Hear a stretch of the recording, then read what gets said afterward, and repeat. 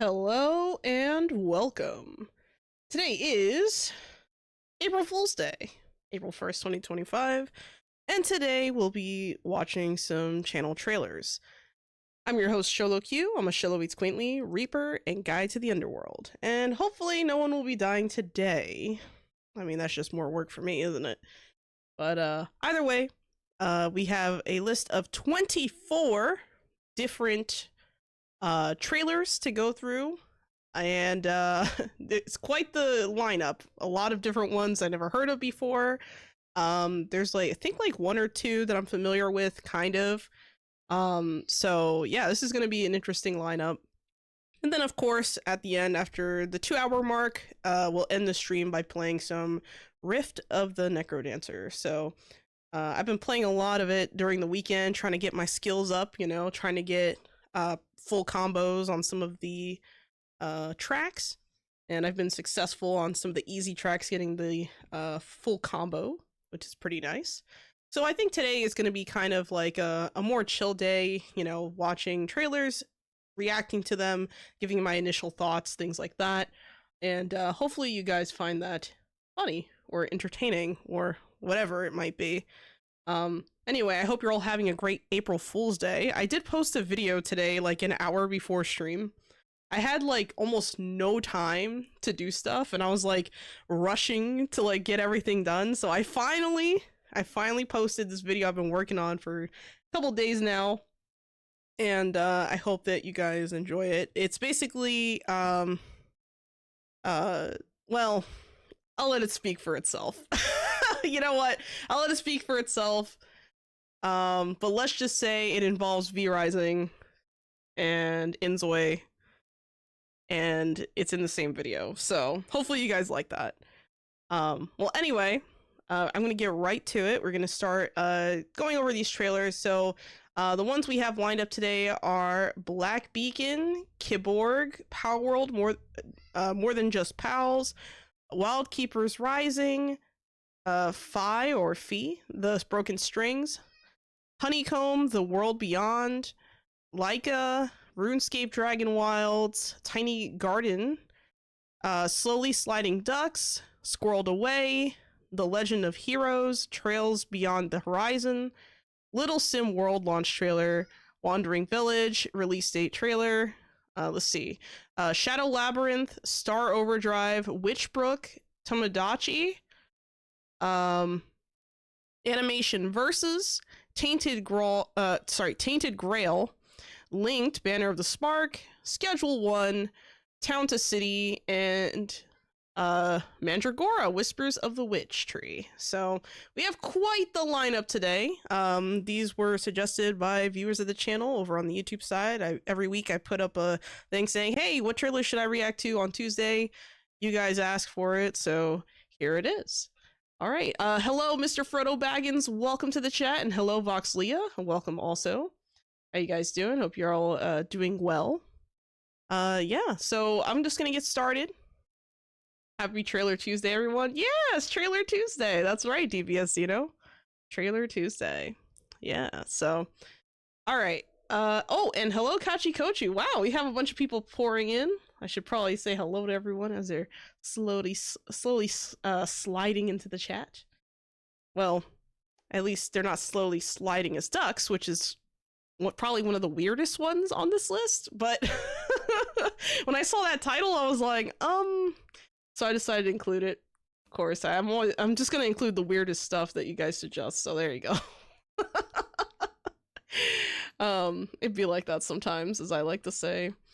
But yeah, all right, let's get right into it. I won't stall any further, and we're gonna start off with Black Beacon. So I'm gonna play it a little bit. Let me know if you guys can hear it okay, and if it needs to be adjusted, I will adjust it. Have you ever heard the legend of the tower that reached the heavens? Is that good? Is that a good volume, or is that bad? Good, bad, yes, no. Let me know. That was very brief. I think the volume level should be all right, but all right, let's get right into it then.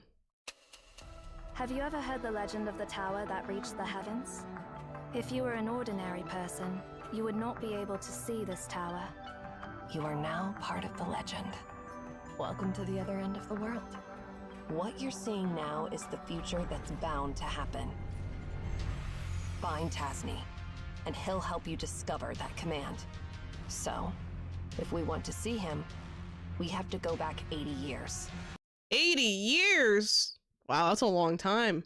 I'm kind of curious, because I see a lot of the art style and stuff going on, so I'm kind of looking at it, and it reminds me a little bit of, like, at least in art style, a little bit to Ni no Kuni almost, like, just a little bit with the environmental stuff, or I'm thinking about maybe the second game.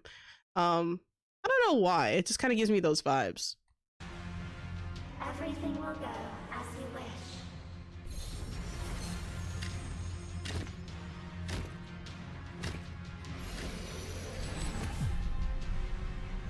Black Beacon. All right, Black Beacon official launch. It does kind of remind me of a, it does kind of look like a single player RPG to me, at least, just from like a quick glance. I do agree with your assessment there. You read your cursed. Never heard of this game. The characters seem pretty okay. I don't see anything that like really stands out to me per se. It seems like it's probably more of a story focused kind of game. So yeah, I think this probably is a single player RPG. And yeah, I agree. It probably does need more information. Like, I'd like to see what the gameplay actually looks like, because it looks like there's probably combat. I mean, some of the characters are holding like shields and stuff. Like this guy's holding like a spear and a shield.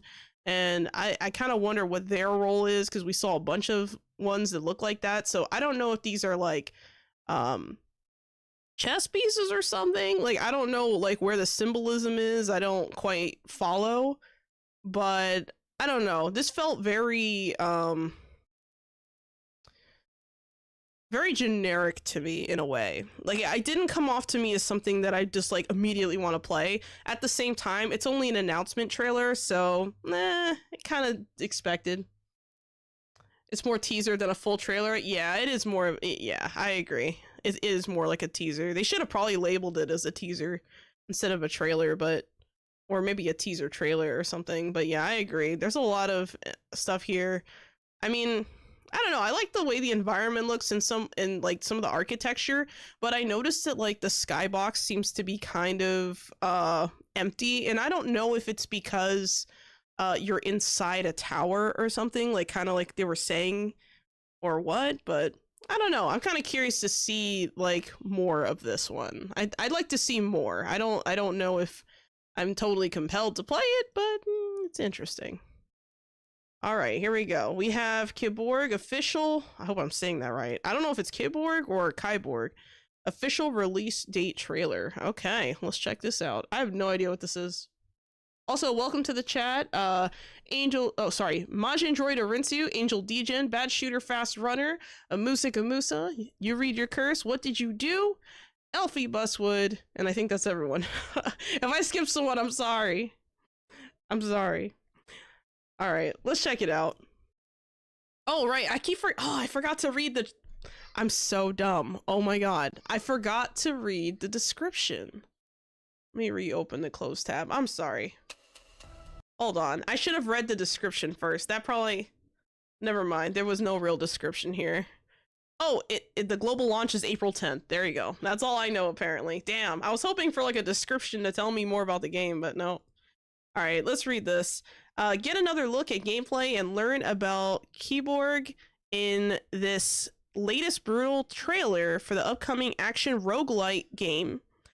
Kyborg will be available on PS4, PS5, Xbox Series X and S, Xbox One, and PC via Steam on April 30th, 2025. Morgan Lee has been accused of war crimes he didn't commit and sentenced to a 1,300-year sentence on the galaxy's worst prison planet with no hope of parole. Death provides no escape, as his jailers will keep reviving him until he serves every last second. But no way out does but one way out does exist. Win on Capable Galactica's hottest game show, The Last Ticket. Okay, that's really weird. Alright, let's watch it. Are you tired of Yama existence.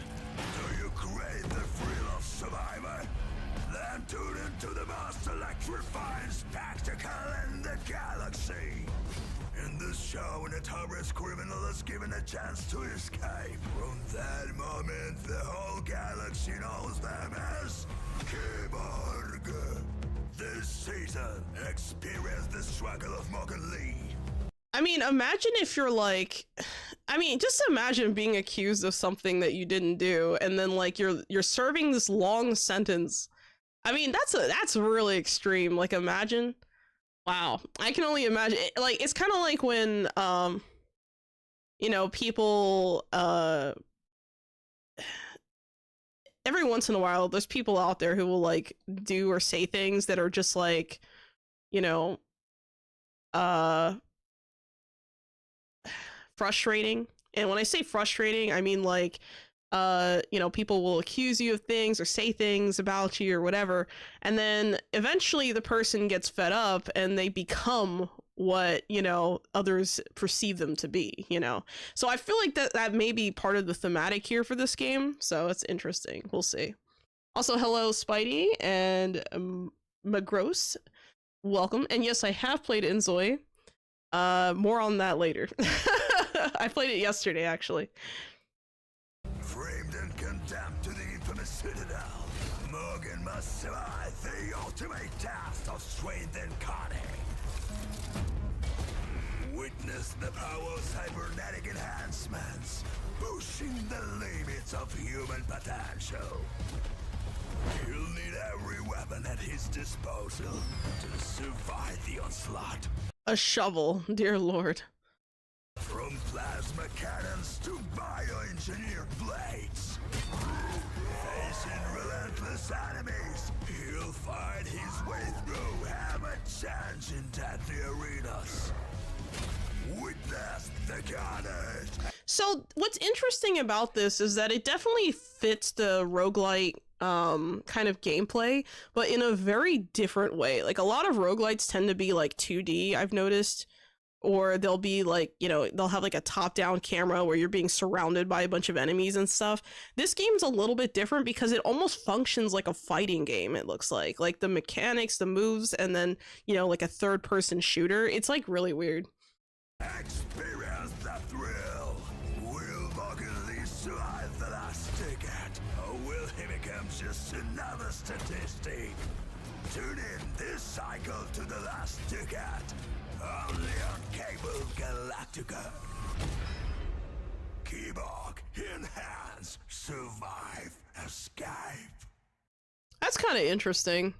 I don't know if I'd play this one, but I could definitely see people enjoying this game. I feel like it's the kind of game that like could be a really good time killer for like people who just, you know, like experimenting with combat and things like that. So maybe something like this would be a lot of fun. Yeah. Let's see, been playing it a lot. Same, Magro, same. Combat is like a fighting game.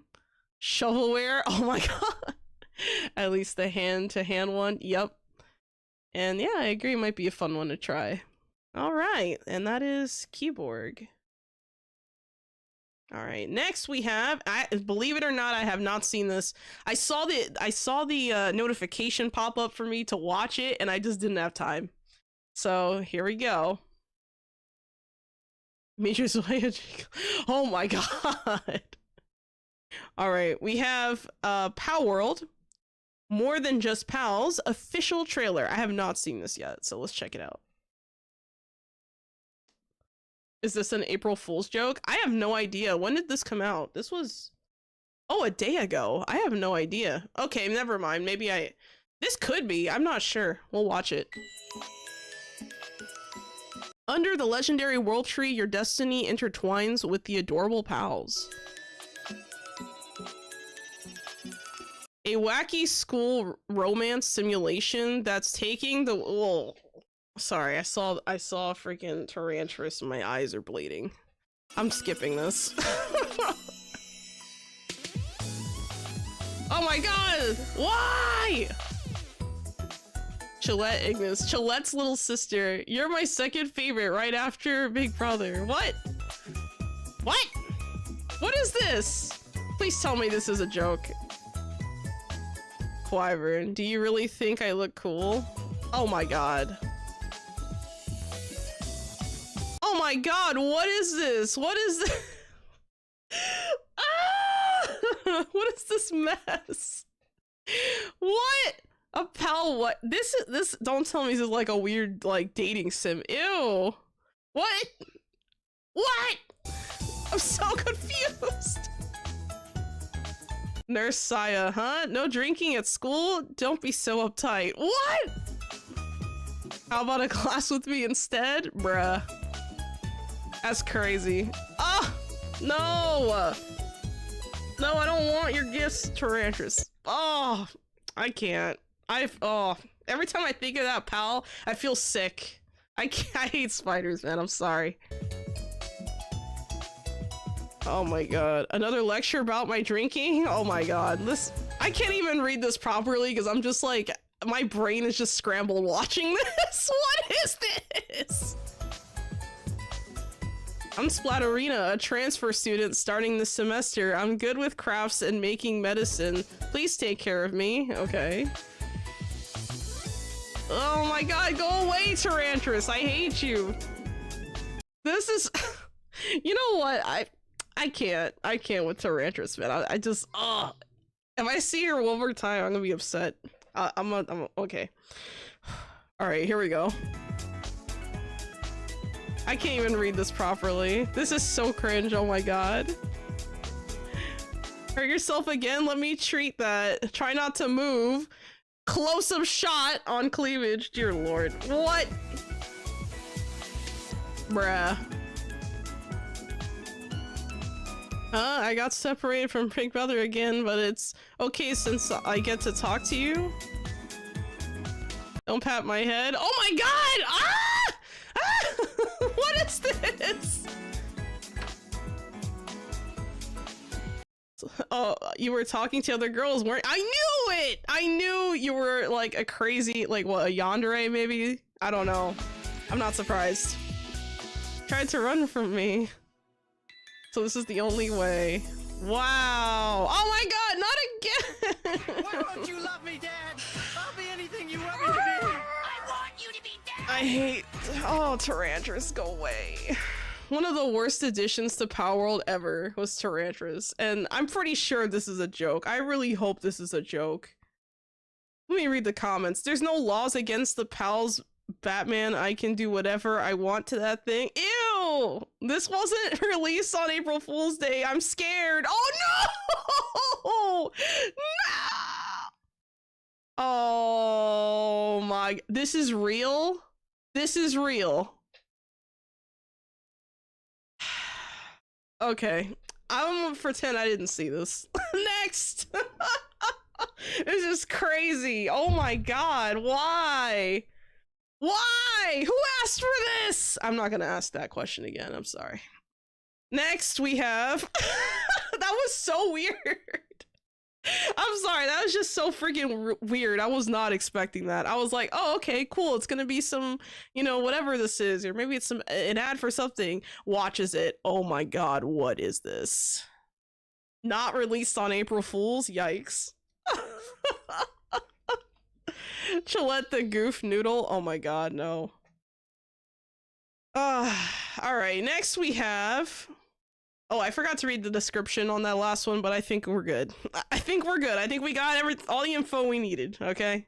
All of it. Next, we have Wildkeepers Rising. Wildkeepers Rising is out now on early access on PC. Watch the latest Wildkeepers Rising trailer for this creature collecting action roguelike game for another look at gameplay and its world. Okay, let's check it out.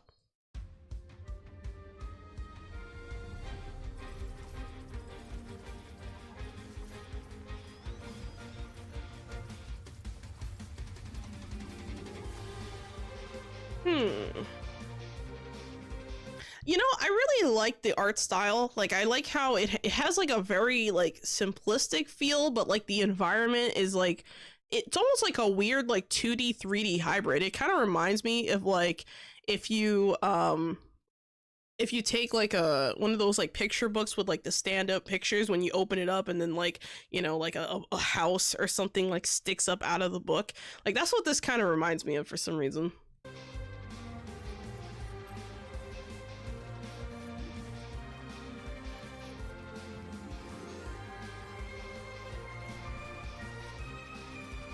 Oh my god, there's so much chaos on the screen.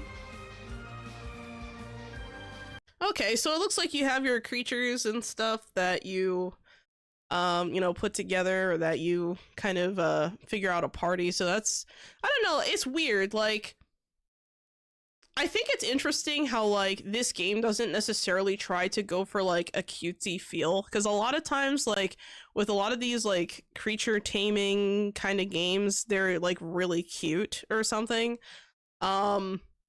So the fact that they went with like a very non-super cutesy art style, I think might have been the thing that kind of makes this game stand out versus like some of the other games we've seen before here.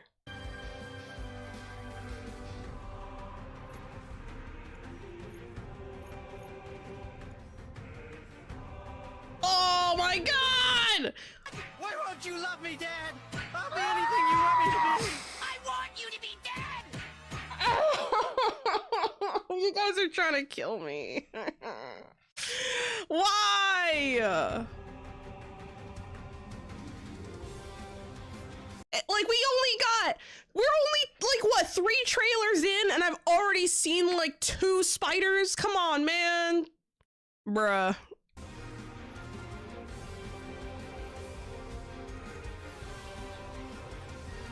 I can't. Oh, it's back. God. I don't know how I feel about this one.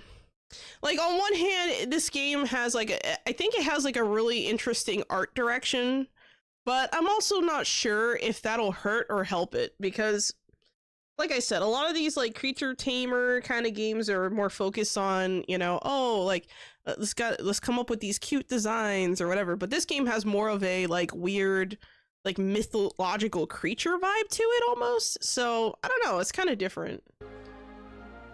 Oh, I think that was it. Spiders are staples of mobs and monsters. I know, Spidey, I hate it. I hate it. I hate it. This is why when I play Nightingale, I have it on like arachnophobia mode. Like that way I don't have to worry about this, okay? I don't. Spiders are usually the horde monsters. Yeah, that or the boss. They're either the horde monsters or the boss. They're never like the mid-tier, mid-level kind of monsters, it feels like. It's either they're super weak or they're like super strong. There's like no in between. Insane. Insane. Alright, here we go. Fi, The Broken Strings, official teaser trailer. Play as Fi in a mysterious world where emotionally charged levels reveal past wounds, restore balance, and reignite fading hope. Fi, The Broken Strings will be coming to PC, PS5, and Nintendo in Q4 of 2026. I assume they mean like the Switch, whichever Switch it is. Monster Hunter Wilds is probably hard for you. Yeah, that's kind of the reason I don't want to play it. See, lots of people are scared of them. That's why they often depicted as enemies. I know. I know. That's why that Power World trailer freaked me out. Because it's worse. It's not like it's one thing if they're like your enemy. It's like, okay, I feel, you know, I don't have to, you know, show empathy, you know, if they're the enemy, right? At that point. But when they're like, yeah, I made you a scarf. Enjoy this scarf I made for you. I'm like, get out of here. That's crazy. Like me, oh, you don't like clowns. Oh, okay, I see. Yeah. I mean, clowns are kind of weird. I can see why people don't like them. I like horror games, but I can't stand clowns. That's fair. That's fair, my girls. We all have our fears. We all have our fears regardless of whether or not we know it. All right, here we go.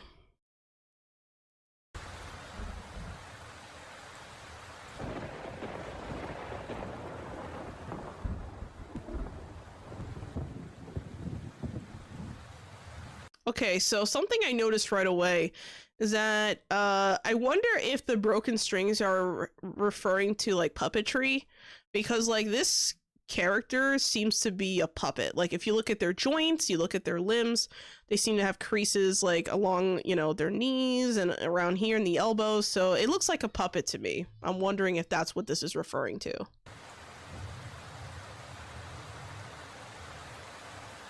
Oh, okay.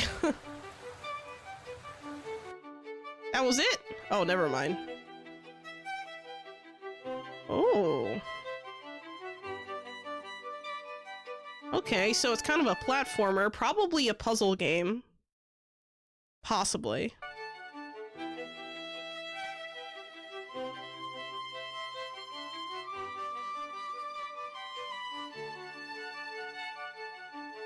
It's on Kickstarter. Kickstarter. Wow, okay. All right. I see you.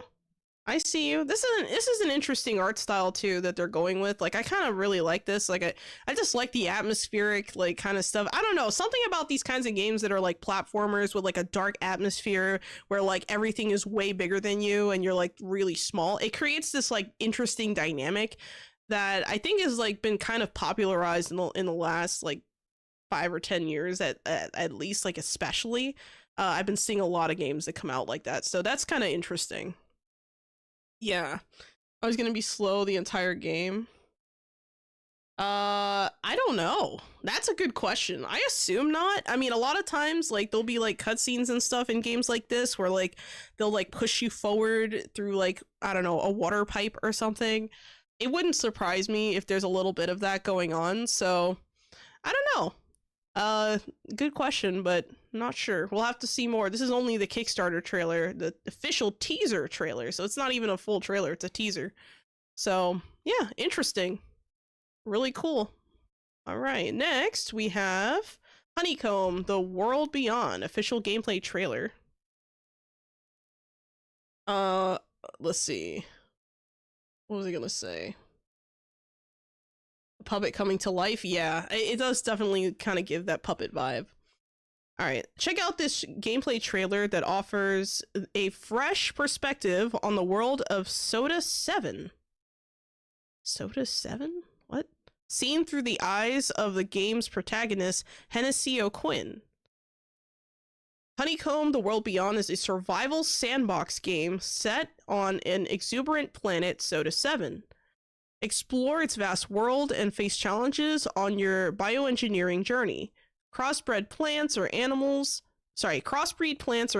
gather resources, craft items, and conduct experiments in order to develop new species. Honeycomb: The World Beyond will be coming to Steam, PlayStation 5, and Xbox Series X and S. Based on that description, I feel like this might be a good game for me to check out, but let's see. Let's check out the trailer.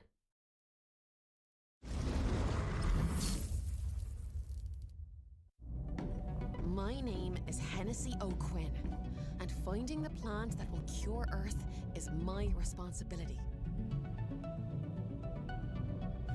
Oh wow, I'm getting like Forever Skies vibes from this game, kind of. I still haven't got used to all these fantastical plants and creatures. I'll need to know them like the back of my hand to find the cure. I will look far and wide and analyze every plant I encounter until I find that perfect specimen or create it. I like this. I like this a lot because I feel like it's a very like, I mean, it makes sense that the game is like a sandbox game because like, you know, who wouldn't want to reach like all of the highest limits possible when you're playing this kind of game? I can definitely see myself enjoying this. I do my best to perform with the tools I've been given. The only thing that makes me hesitate is that I don't like first-person games for the most part. I've explained this before, but I get like headaches playing in first person, and it's not exactly the most fun thing for me. I have tried the only game I tried on the channel that was first person was Forever Skies, and this game is somewhat similar, so I don't know, maybe I'd make an exception for this, but I probably wouldn't be able to play it for long periods of time. Yeah, you're like a researcher, I agree. Similar to Power World, but no capturing? Yeah, maybe. I think so. Construction completed. Living in harmony with nature is not always easy. Yes, I need some help here. Wildlife is one thing, but there are also other things I'm a bit worried about. When I first arrived on Soda 7, I assumed I'm the first person that laid eyes on these wonders. Was I mistaken? Oh, error, data corrupted. Oh no. Yeah, this might be a fun one to try out. I think a lot of you guys would probably like something like this, because I play a lot of like survival games and a lot of like sandboxy kind of games as well. But this one I think is kind of interesting. I think it might be worth a shot. All right. Next we have Laika official release date trailer. Yeah, an interesting exploration game, I agree.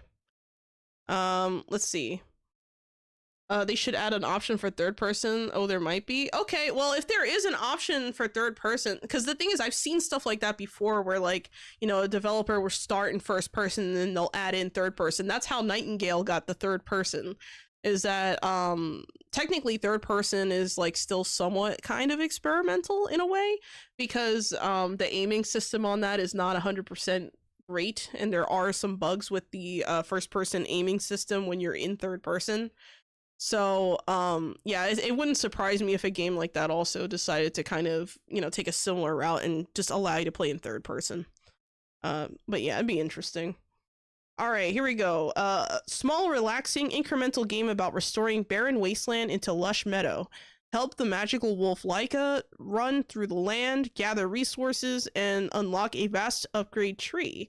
Laika will be available on Steam on April 7th. Okay, so this game's gonna be out soon. Let's check it out. You know, it's funny because when I saw, let's go back a little bit. I know we just started this trailer, but I can't help but comment. Just seeing like a white wolf run across the ground and then like you see like plant life kind of spring to life. Like it reminds me a little bit of Okami.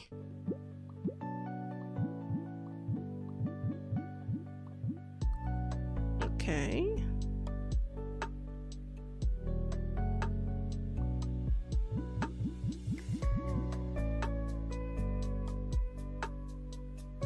Looks like there's some enemies to follow. What is going on with that health bar? Oh my god. Or is that not a health bar?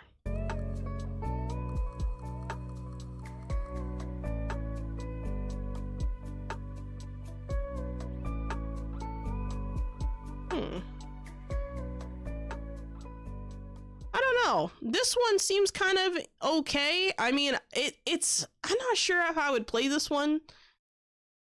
Like, I feel like I need to see more. I feel like I need to see more because, like, it just seems very, like, clicky heavy, and I don't know if it's because of the way that they, you know, presented it, so that you're clicking a bunch of times to, like, upgrade stuff or whatever, but I don't know. I feel like I didn't really get like a good feel as to like what the objectives really are, because there's no like, there doesn't seem to be any like real base building or anything. It almost looks like, you know, the objective is to get the whole map to look green or something. Like, I'm not entirely sure. And the butterflies are cute, but other than that, I'm not sure. Let's see. Hey Shiloh, check out Schedule 1. Glock 9 just started a playthrough and it looks interesting. Breaking Bad but with weed. Oh, by the way, Schedule 1 is on the list, so I will be reacting to that trailer today. Looks so simple, and then the skill tree appears. Yeah, right. Like, it reminds me of a very old game called Wolf, where you live from a cub to old age. Oh, okay. Hello PJ, welcome to the chat, and also hello Eloquent Sarcasm. And thank you for the ultra boops, Magros. Alright, here we go. So next we have RuneScape Dragon Wilds official gameplay teaser trailer. Check out action-packed gameplay from RuneScape Dragon Wilds in this teaser trailer for all new open-world survival crafting game powered by Unreal Engine 5. RuneScape Dragon Wilds is set in the beloved RuneScape franchise. On RuneScape's forgotten continent of Ashenfall, dragons have awoken. Gather, build, skill, and craft to survive in this cooperative survival crafting game. Only by mastering survival and uncovering ancient secrets can you hope to slay the Dragon Queen alone with allies. RuneScape Dragon Wilds launches into early access on PC in spring of 2025. You can wishlist it now on Steam if you're interested. Okay. So, just so you guys know, I did try RuneScape in, like, oh man, over 10 years ago. I did try RuneScape. Unfortunately, my computer at the time could not handle RuneScape, so I never really got into it. Any good trailers so far? There's been a couple. There's been a couple that I liked. So you're probably gonna have to go back and watch those, PJ, but there's been a couple of decent ones. RuneScape, that's a classic. Good lord, you really got all the tabs open. Well, yeah, I have. The thing is, I don't usually run like this, but like I do this for only the trailer reaction stream. Like whenever I have my trailer reaction stream, I just kind of have like everything out essentially. Also, thank you for the headpat earlier, McGross. I saw it, but I forgot to comment on that, so thank you. And thank you for the hydrate as well. I will do that now, and I will stretch. Thank you, Epic as Ever. So let me stretch, and then I'll hydrate.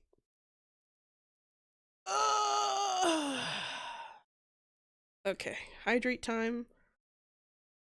Thank you for the headpat, Catchy Kochu.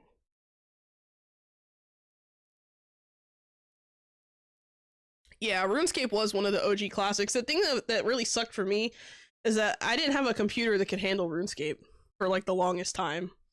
So it just wasn't like on my radar, unfortunately. Like it was on my radar, but I couldn't participate, which sucked.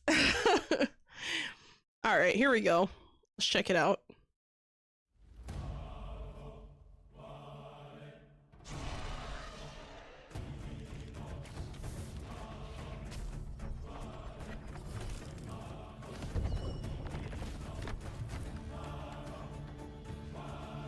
You know, this kind of reminds me a little bit, like, as far as, like, the way that the buildings look, it reminds me slightly of, like, Enshrouded, almost? I don't know. Something about it. Alright. Well, that was brief, but it told me what I needed to know. Dragons. You got some different skill classes. Got some abilities, you got magic, you got base building. Not bad. Not bad, but I don't know why it gives me like Enshrouded vibes. Oh, you're also getting Enshrouded vibes from this one. Yeah, see, I didn't even read the chat and then I saw that. I'm hydrating with a wheat dram of whiskey. That's fair. Enjoy. Yep. Not bad. Alright, here we go. Next we have Tiny Garden release date trailer. Nurture plants, trade them for furniture, and customize your space in Tiny Garden, a relaxing mix of farming, puzzles, and strategy. No scores or time limits, so let your creativity bloom. The build style reminds you of Nightingale? Yeah, a little bit. I can definitely see that. A little bit. Let's see. I think it's betting on being a classic title, probably. Hello, Gerton. Welcome to the chat. How you doing? Hope you're doing well. All right, here we go. Tiny Garden. Grow your very own tiny garden. Wow. Turn the crank and watch it come to life. Oh my god. That is so simplistic for like no reason. I don't know. That was kind of weird. All right, we have different plants. Seeds.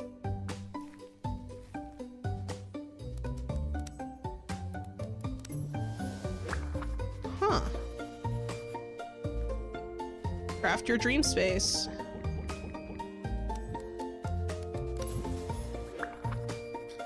Trade your crops and decorate your home.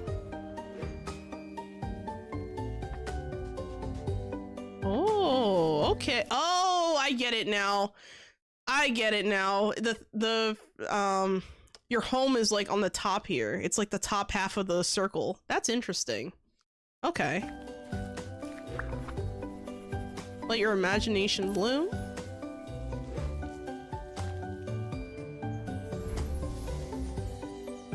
Tiny Garden.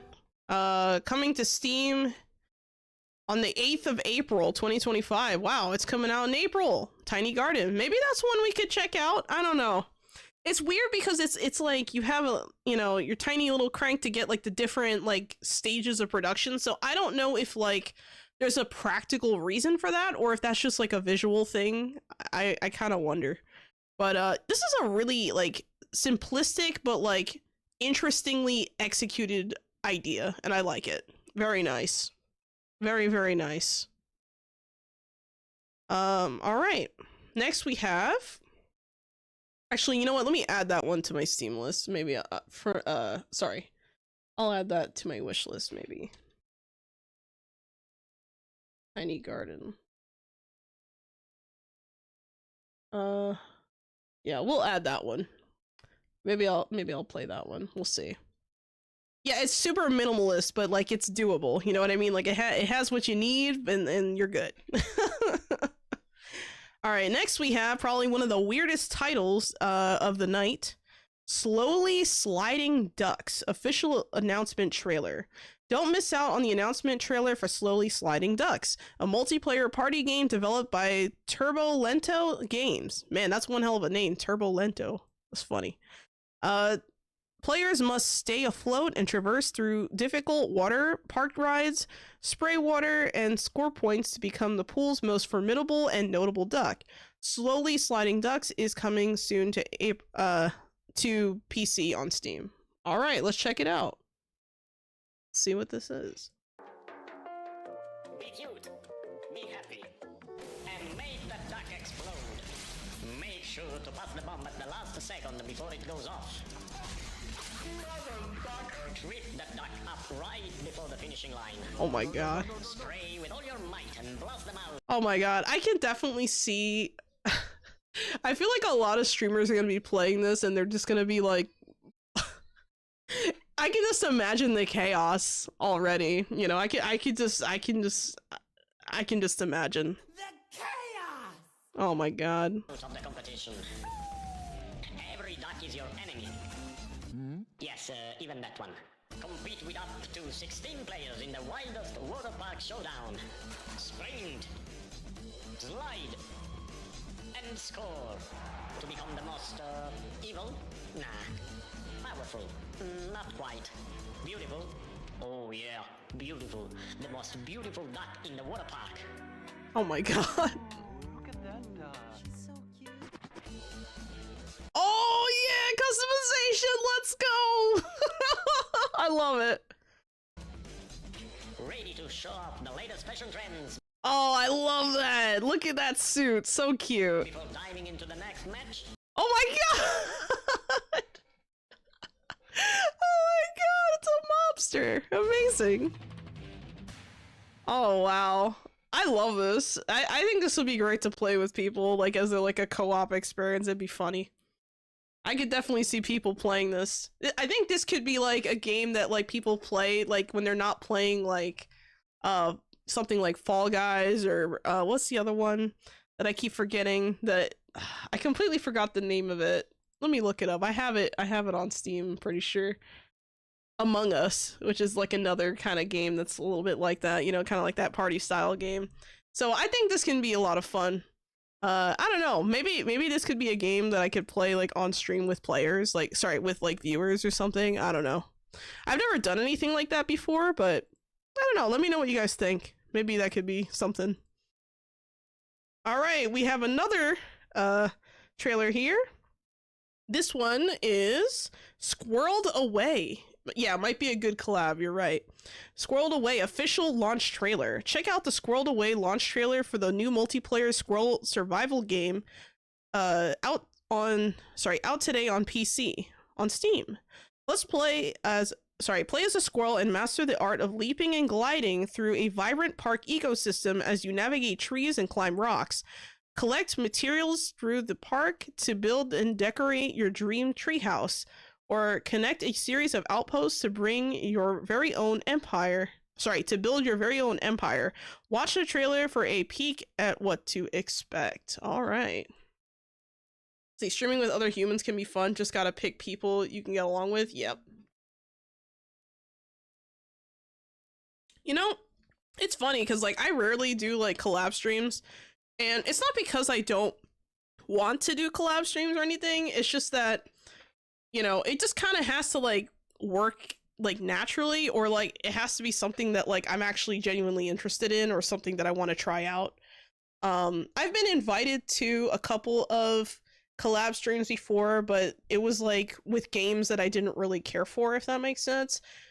So I don't know. It needs to kind of draw me in. Otherwise, I'm probably not coming. I'm probably not showing up. All right, here we go.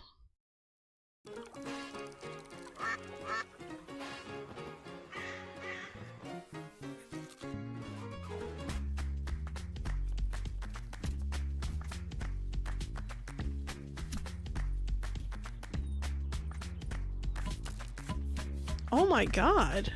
It really is like a survival game, but you're in a tree. Your actual tree house. Oh my god. Oh, that's the survival part.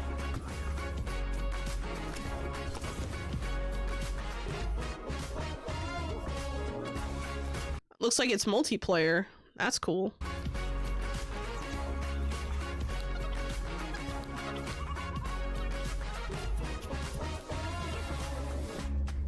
I like the music. That's cool.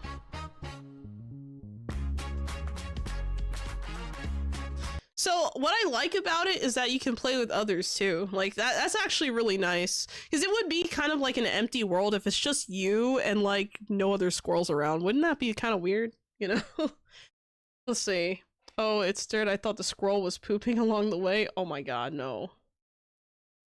Wait, hold on. I missed something. Video and Anna are the only people I've really enjoyed gaming with. Kind of weird seeing yourself on screen later, though. Oh, yeah. I could definitely see that being weird. The stars need to align for a collab to happen. Yep. Oh, it's dirt. I thought the squirrel was pooping. Yep. Dude, this looks actually cool. This is a flying squirrel. Yeah, I feel like the flying squirrel thing, I thought it would be a flying squirrel, but it looks like you can still glide, but is not a flying squirrel. I don't know. I guess geographically it wouldn't make sense. Like, I don't think flying squirrels are probably like in this kind of environment. I'm not entirely sure. I don't know much about squirrels, but that might be part of the reason. Also, if you're able to customize your glider, or to like, you know, have different levels or types of gliders as your thing, and they wanted to incorporate that as like an extra thing to like work towards, I can kind of see it. So I think if you were a flying squirrel, it would be too easy. It'd be too easy, especially in the early levels. Probably looks like a red squirrel common in the UK. Apparently, I thought red squirrels were also here in the US, but they're mostly gray now. So I don't know. They're like disappearing. Currently at war with imported gray squirrels. Oh my god. Yeah. I don't know where the squirrels came from or where they go to, but you know, either way. This is an interesting one. Whoever shared this one, that was a cool one to share. Alright, next we have The Legend of Heroes Trails Beyond the Horizon announcement trailer. PS5 and PS4 games. Invasive species problem. Yep. I think I've said this before, but I love how we've come full circle in gaming. Everything started as pixel games or really simple 3D models, and after reaching a peak, indie devs have returned to that. Yep. I definitely enjoy that too. I find that really interesting. It's like the circle of gaming or something. All right, here we go. The prophesized end of the Zemurian continent draws near, and so does the launch of humanity's first foray into space. A sudden invitation from Marduk to cooperate in a high-tech training exercise sets Van Arcade, Ashen Chevalier, oh, I said that name right, Reen Schwarzer, and Father Kevin Graham on a collision course with the secrets of a very core of Zemuria. Their paths may diverge, but the ultimate question remains the same. Just what lies beyond the edge of the horizon? Find out when the Legends of Heroes Trails Beyond the Horizon launches in PS4 and PS5 in fall of 2025. Okay. Hello, Mage Flame. Welcome to the chat. How you doing? Everything is so expensive now. Us old gamers are the only ones able to afford it, so they cater to our childhood memories. Yeah, right?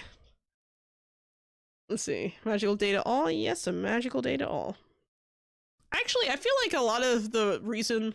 Actually, that's an interesting comment, Eloquent, because I feel like for me, like, a lot of the reason why I've played a lot of, like, indie games or games that are, early access a lot of times isn't so much for, like, you know, nostalgia purposes, but I think it's because it's easier to get into them because of the price. Like, if I was buying, you know, games at like a $70 price tag every time I wanted to play something new, I'd be able to play like 0 games. Like, I literally would have to play one game, stick to it, and that's the only game you'd see on the channel. Like, you know what? Like, that's just not... That's not how I would like to play games in general. And I feel like it's just too expensive to, like, buy games at, like, full price a lot of times. And that's why I wait for, like, a sale, or, you know, I play things on early access, because usually early access, the price is lower and it's cheaper.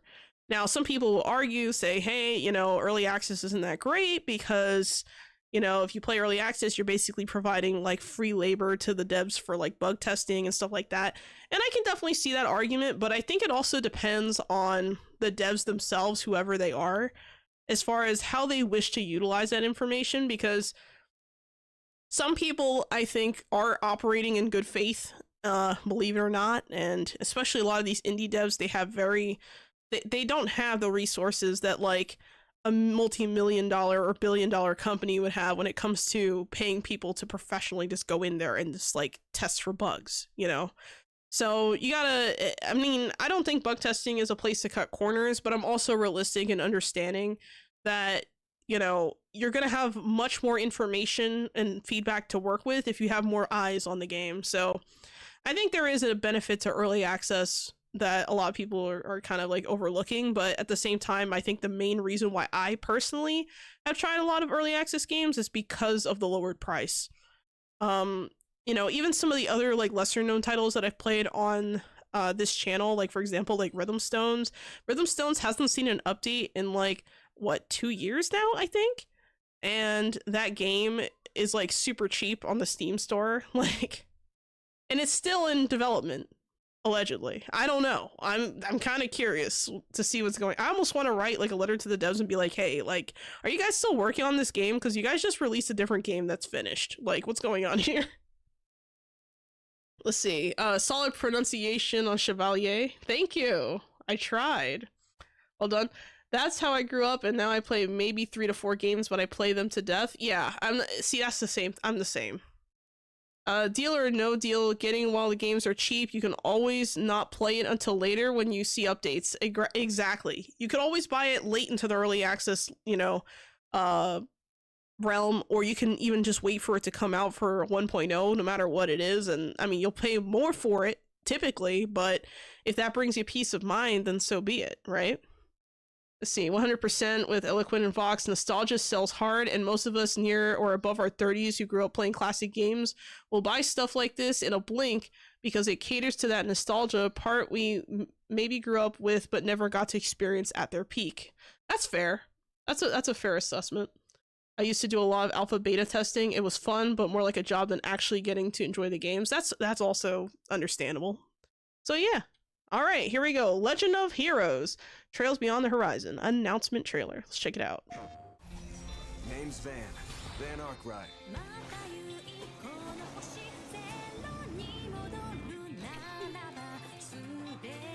Looks like the gang's all here. I'd say things just got a lot more interesting. This huge national project, even bigger than the Zypha announced out of nowhere, is just one giant smokescreen for what they're really trying to accomplish.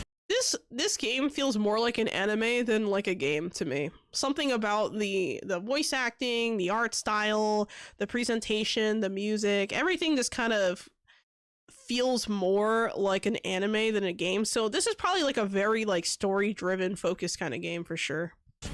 Ignition. Lifts off. Take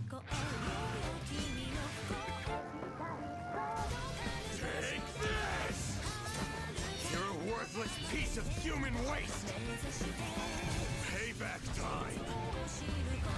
So this is how you aim to kill a guy. And, you know, the mechs are a nice touch, I guess. It kind of reminds me a little bit of this one anime I watch. It's called, Code Geass. It's very popular, so you guys probably know exactly what that is. But it kind of reminds me of Code Geass for some reason.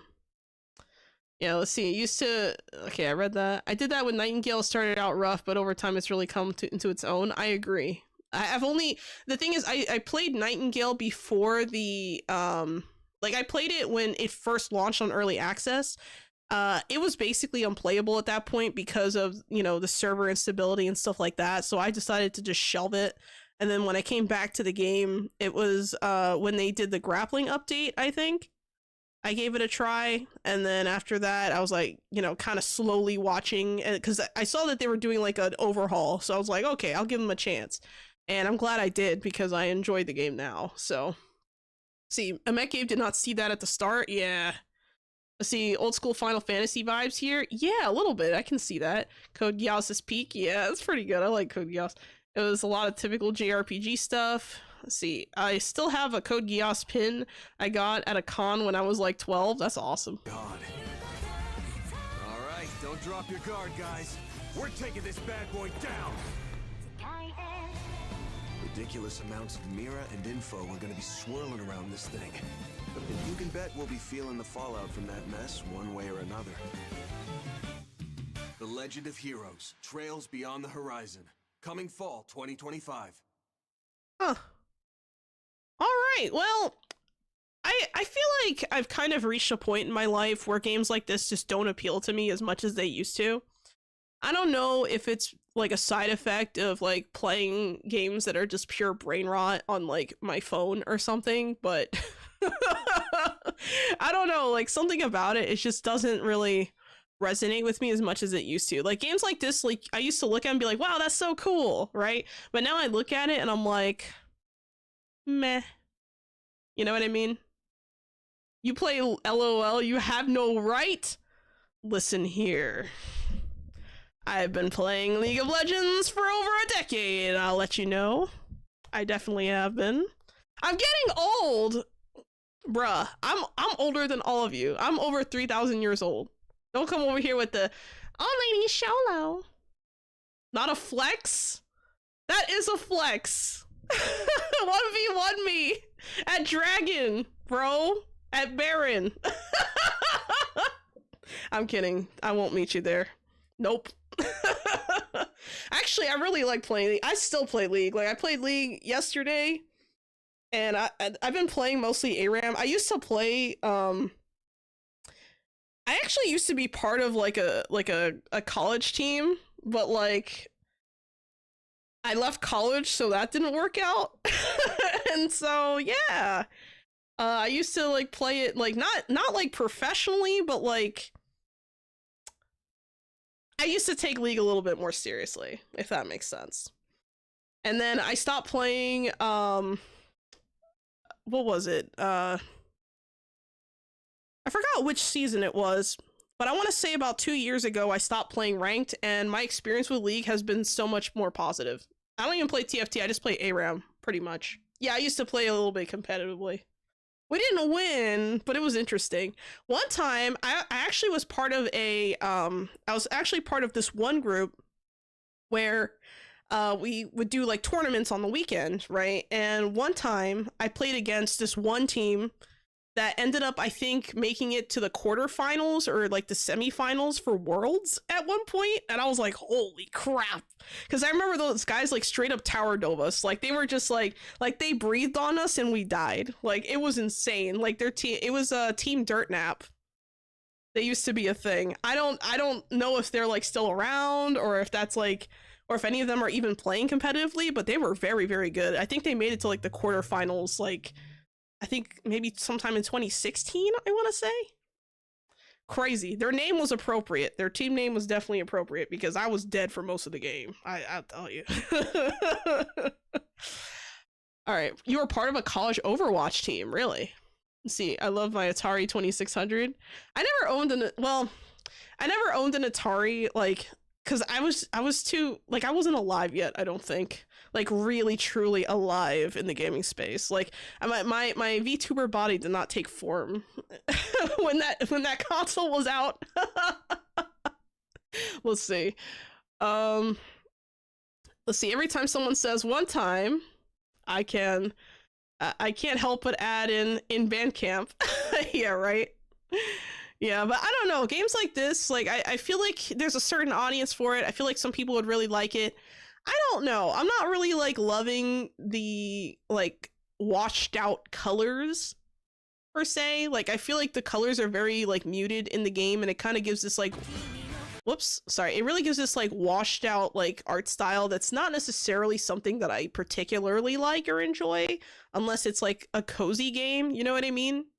Like, I don't know. Visually, I think it's all right. It's all right.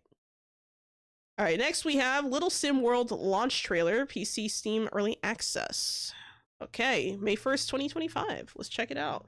It says here, Little Sim World is finally launching on PC. After all the hard work we've done over the years, please wishlist us and da-da-da. Okay, cool. Check it out. You have outgrown some type of games, it seems. Yeah, I think so.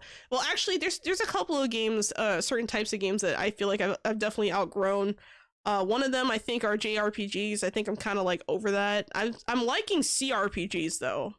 I find them interesting because it's like kind of a new flavor on like a similar take, but very different in some ways. I'm also I'm trying to think what else I used to like a lot, but I can't think of other genres right now. But yeah, I used to play racing games. I used to play a ton of racing games, but as time went on, it became less and less of my thing, if that makes sense. But I do enjoy a good racing game, but that's not necessarily like my favorite thing. Like, I don't like the hyper realistic stuff. Like, I don't like, like Gran Turismo or anything like that. But, I did play a lot of Crash Team Racing. And that's why, like, I did get Nitro Fueled when that came out. I was, oh my God, I knew all the shortcuts and, I would get like these crazy, anyway. I'm getting ahead of myself. Let's see. I mean, most of these are narrative grindy. Sorry. Most of these games are narrative / grindy, so it's literally a chill experience. Yeah. Let's see. 30 years ago, I probably would have enjoyed that game. Now I'm a bit more stodgy. Yeah. Oh, stogy or stodgy? I'm not sure. I really hope Little Devil Inside finally makes it to completion. That game had such a great feel to it. Ooh. Racing games were my jam long time ago. Love Forza and GT. Let's see. Racing game top 10 review when? Never, Gertin. I don't think I've played 10 racing games. And even if I did, the ones... Okay. You know what? I was going to mention something, but it's a bad idea, so I'm not going to mention it. So we're going to watch Little Sim World launch trailer. Getting back on track. There we go.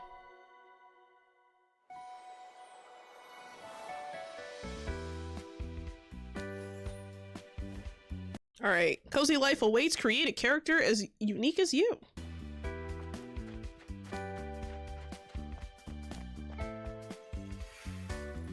Balance your needs.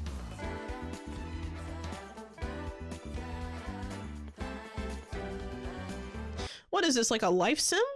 It's like a life sim. See, watch your dream home come to life. Okay. All right, let's see. Meet the locals and their stories. Let's see. It's not about chasing trends or succumbing to the whims of the season. It's about your understanding delicate balance between artistry and craftsmanship. On Cherry. All right, let's see. Meet the locals and their stories. It's a lot of locals. Express yourself. Stay active. Relax.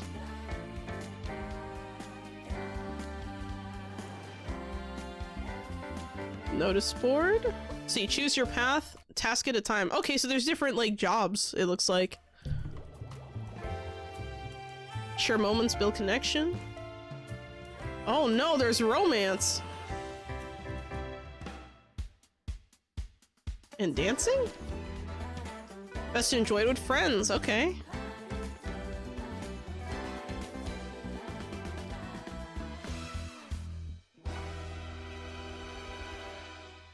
I mean, it's cute. I like it. I like this. I mean, this, like, after playing, like, that's a good point, imagine. Oh, actually, let me see. Say it? No, I'm not gonna say it. Lifestyle from 1990s? Oh my god. Let's see. It has an aquarium sold. Oh yeah, Gert, I forgot you like fishing. Yeah, so after playing Inzoi and then seeing this, like, I'm not gonna lie, like, it definitely has, like, a different take on, like, life sim elements. I'm not sure if I would play this game only because I already have so many life sim, you know, kind of games. And I mean, I hate to say it, but I feel like it's almost like oversaturated. Like, I didn't see anything in this game that made it stand out as like something new. Like, literally, I could play like Coral Island or something, and I don't even have that game, you know? I could play Stardew, I could play Coral Island, I could play Palia even. I mean, it's not... I'm not saying it's bad, right? I'm not saying... There's nothing, like, inherently wrong with this game. I just don't see what really makes it stand apart compared to, like, a lot of these other games. Like, romance, job leveling, you know, eat, sleep, cycle, whatever the heck. Like, it's just... After a while, when you've played so many games like that, it just... I don't know. It kind of makes me wonder, like, what really... I can't word. Sorry. What really sets this one apart is the question I have. Let's see. It took me... It looks like Habbo Hotel 2.0, to be honest. I never heard of that. Not that I dislike that. It can appeal on a different audience. Yeah, maybe. Visually, for sure. The retro look is the only high point of it, maybe. Some people like less realistic styling games. That's true. That's fair. I mean... Yes, I see that, I understand that, but at the same time, I'm sitting here thinking to myself, what makes this game stand out versus, like, you know, other kinds of similar games, you know? So that's the only thing I'm kind of wondering about. But yeah, overall, not a bad trailer. Looks nice. Alright, next we have The Wandering Village, release date trailer. The Wandering Village is coming to Nintendo Switch on July 17, 2025. In a world where hold on, let me say it all like spoopy. In a world where mysterious plants are spreading all over the earth, a small group of survivors seeks shelter on the back of a giant wandering creature. Build your settlement and form a symbiotic relationship with the Colossus in this city-building strategy game. Will you survive together in this hostile yet beautiful post-apocalyptic world contaminated by poisonous fungi? What is this, a loft? What is happening here? It's like a loft, but like on a big creature, I think. I don't know. It's weird. It's weird. But it's a city builder, so we'll see. All right, let's check it out.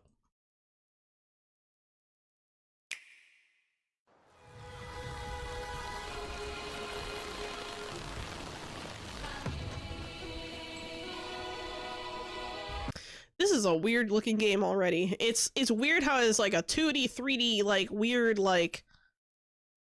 It's kind of like that other game that I pointed out earlier that we were looking at. I forgot the name of it, that had like, you know, like a 2D, 3D feel to it, which is, it's like 2.5D. It's hard to explain. I don't know.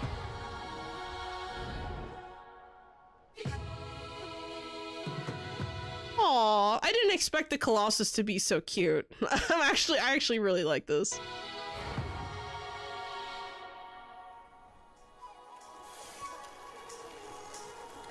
Aw. I like the music.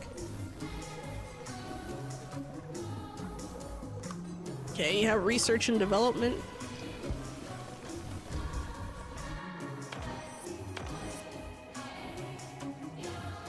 Oh. So it feels more like a hardcore Foundation almost. Like it's kind of like a Foundation in like the city building aspect almost, but it seems like a lot more like city management ish, kind of like more like I'd say like Timberborn almost. I don't know. I'm getting weird vibes.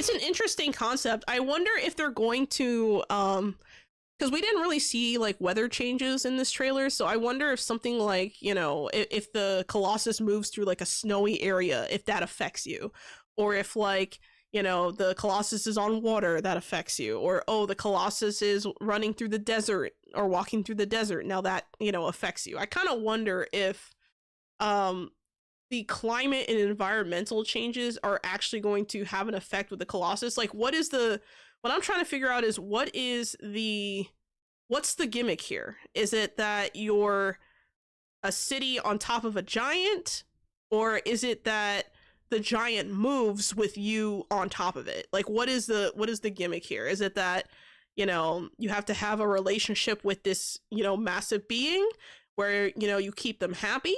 Or is it that, you know, they roam and do whatever, you have no control over that, and you have to adjust based on whatever, kind of like Frostpunk, where like things happen and you have to kind of adjust. Like I kind of wonder. All right, let's read the comments. Let's see. Hello, Isekai dude. Side note, Switch 2 coming out soon. Okay. Oh, this one has a few years already. Maybe it's new on Switch. Really? Characters are like Paper Mario? Yeah, I agree. Are the environment different depending on the creature? Oh, I don't know. I see, that's what I'm saying. Like I want, that's a good question. I didn't even consider that. If it's just that one creature and then like they move around, or if you have like different creatures to choose from. Like that's an interesting idea. Let's see, the creature should have more implication than just existing. I would hope so.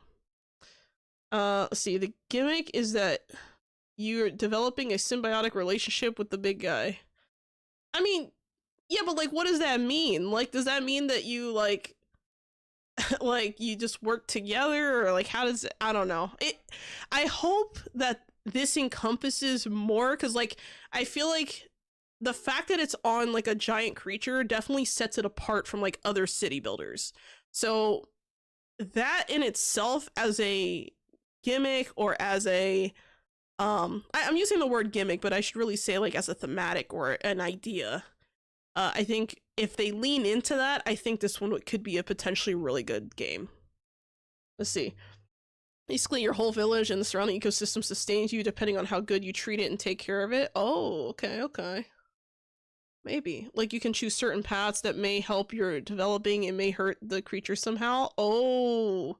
See, that's something else. Yeah, that's something I didn't even consider. That could be interesting. Alright, next we have Shadow Labyrinth release date announcement. Introducing Gaia, the robotic mech with devastating powers. Turn the tables on your enemies as you consume them to grow from prey to apex predator and embrace your true purpose. Shadow Labyrinth is a 2D action platformer and a genre-twisting alternate take on Pac-Man. As swordsman number 8, awoken by a floating yellow orb, Puck, you are chosen to become the instrument of its will. To survive, you must eat. Coming July 18th. Alright, and this was posted on the Pac-Man official? I think this is official. I don't know.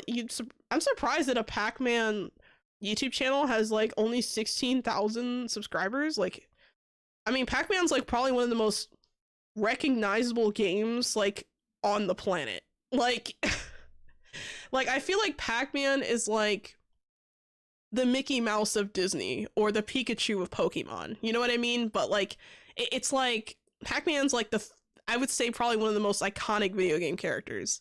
So to see, like, I don't know, I saw that, I was like, that's weird, you know. But I don't know, maybe it's just me, maybe I'm judging.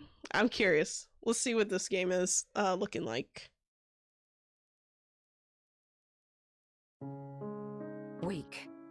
Wake up. You have been chosen. And we have work to do, number 8.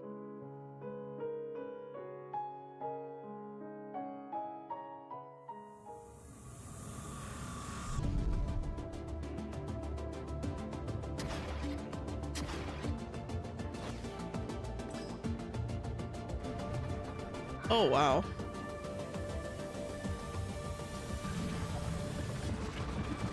Why, like, I don't know why, but this game, it comes off as like a hardcore, like, dark fantasy, like, apocalyptic Pac-Man game. What?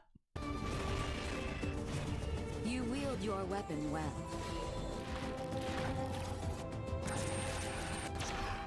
But sometimes, a swordsman needs more than a sword. Oh my god.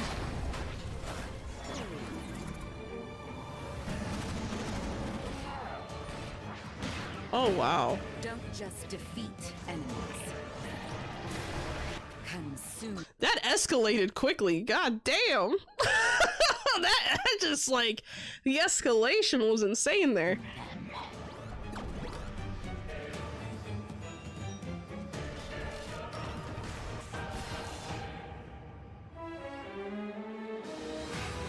Escape the maze.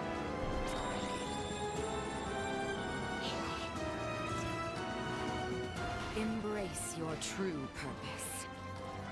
Become the apex predator. Oh my god. You know what? I gotta say, this game is so weird. I like it. It's so weird. Like, oh my god. You know, is there any other stuff here? Oh, and there's like a... Oh, there's a different editions. There's a secret edition? What is that? Oh, it comes with a keychain, enamel pin set. Jesus Christ. This is insane. You know, this was not on my 2025 like bingo card, but I like it. I like it. I think I could play something like this. Thank you for the headpat, Epic as Sever, the stretch, Catchy Coachy, I'll do that right now, and the hydrate, you read your cursed. Hydrate. Alright. Let's see, turn into Pac-Man? Maybe. Nostalgia bait, again, trying to appeal to the old gamers. It feels... Like, I'm not gonna lie, it does feel kind of forced in the sense that, like, it didn't have to be Pac-Man, but at the same time, it's such a weird, like, it's such a weird progression to go from, oh, I'm just gonna, you know, eat all the orbs on the screen to, I'm going to destroy all of my enemies and consume them. Like, that's a big jump, you know? Like, like, what? Oh my god. Pac-Man, now a sidekick? No, you become Pac-Man. You're eating all your enemies. Jesus Christ, this is like Dark Kirby or something. Like, what is this? That's awesome. I like this a lot, actually. I'm gonna... That gets a thumbs up. You got me on the nostalgia, kinda. I think is a little unnecessary, but I do think it'd be interesting to see some of the elements kind of come into a game like this. It's interesting. It's definitely interesting. It's a very different and weird direction for like a classic game, but I like it. I think that's very nice. So whoever suggested that one, excellent suggestion. Great, a good one to share. All right, next we have Star Overdrive Speed into the Unknown trailer. Star Overdrive is coming to Nintendo Switch on April 10th. You can pre-order it. Race across an alien planet in a high-speed action-adventure. Glide on your hoverboard, mastering gravity-defying tricks, battling powerful enemies, and solving puzzles. Use your unique powers to overcome challenges, unravel mysteries, and shape your destiny. You can pre-order it to receive the following in-game items. You have 6 hoverboard styles, 2 hoverboard designs, and 50 dies. 50? That's a lot of colors. All right, let's check it out. Oh, I didn't mean to double click. There we go.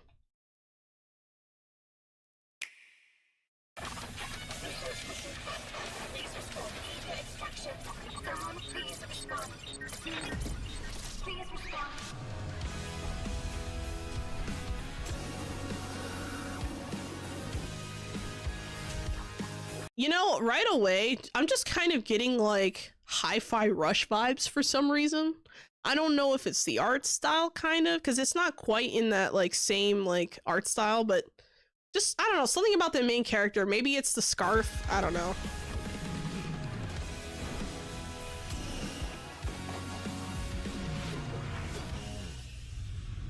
I think it's the scarf and the fact that they have like a musical instrument. I think that's what makes me think of like of Hi-Fi Rush. That's kind of interesting. All right. Well, I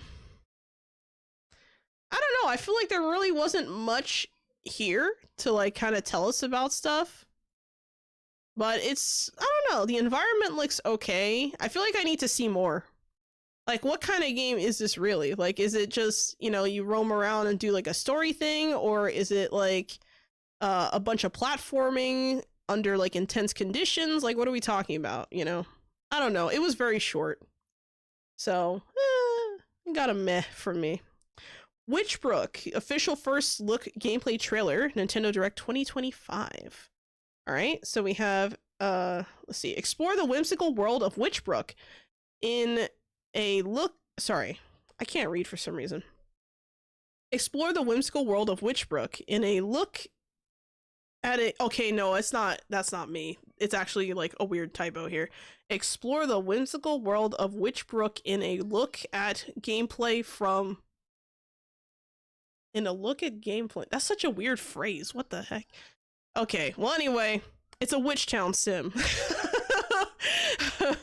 Make friends, find love, and discover a world filled with wonder and charm on the road to graduation and beyond. Witchbrook is coming to in winter 2025, Nintendo Switch, Xbox, and PC. All right. All right, let's watch it.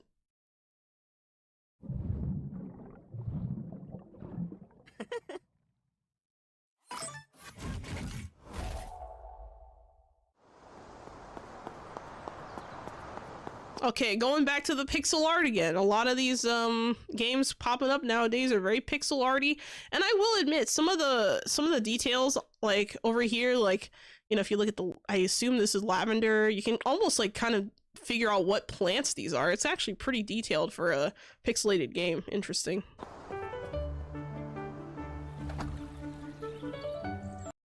Hello OptiVR, welcome to the chat. How you doing? Circle of Life, yeah, it definitely is, Gerton.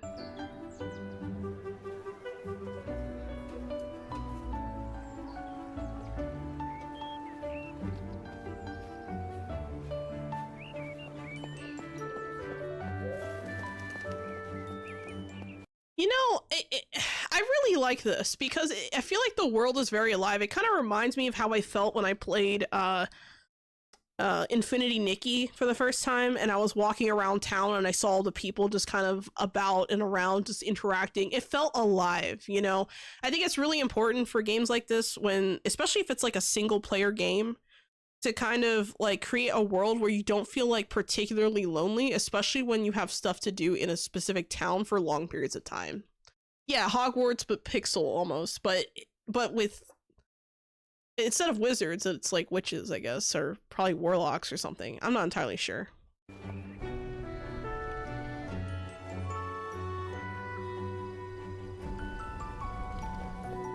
You know what? I know what the art style reminds me of. It reminds me of Bandle Tale. Like the very detailed pixelated art style. Yep, reminds me of Bandle Tale for sure.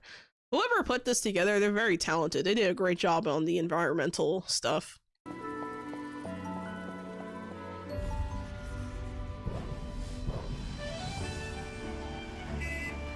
Oh my god. It's almost an accident.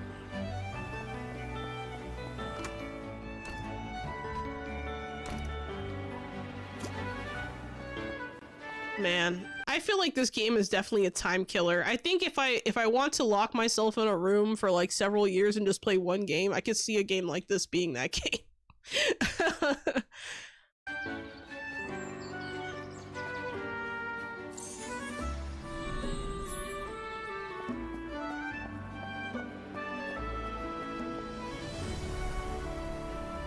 Yes! We can fly! Okay, I was gonna say, if there's no like witches' brooms and flying around, because obviously they showed like people in a class learning about that, but if we couldn't do that, obviously it'd be a little disappointing. So I'm glad they included it here. That's so cool.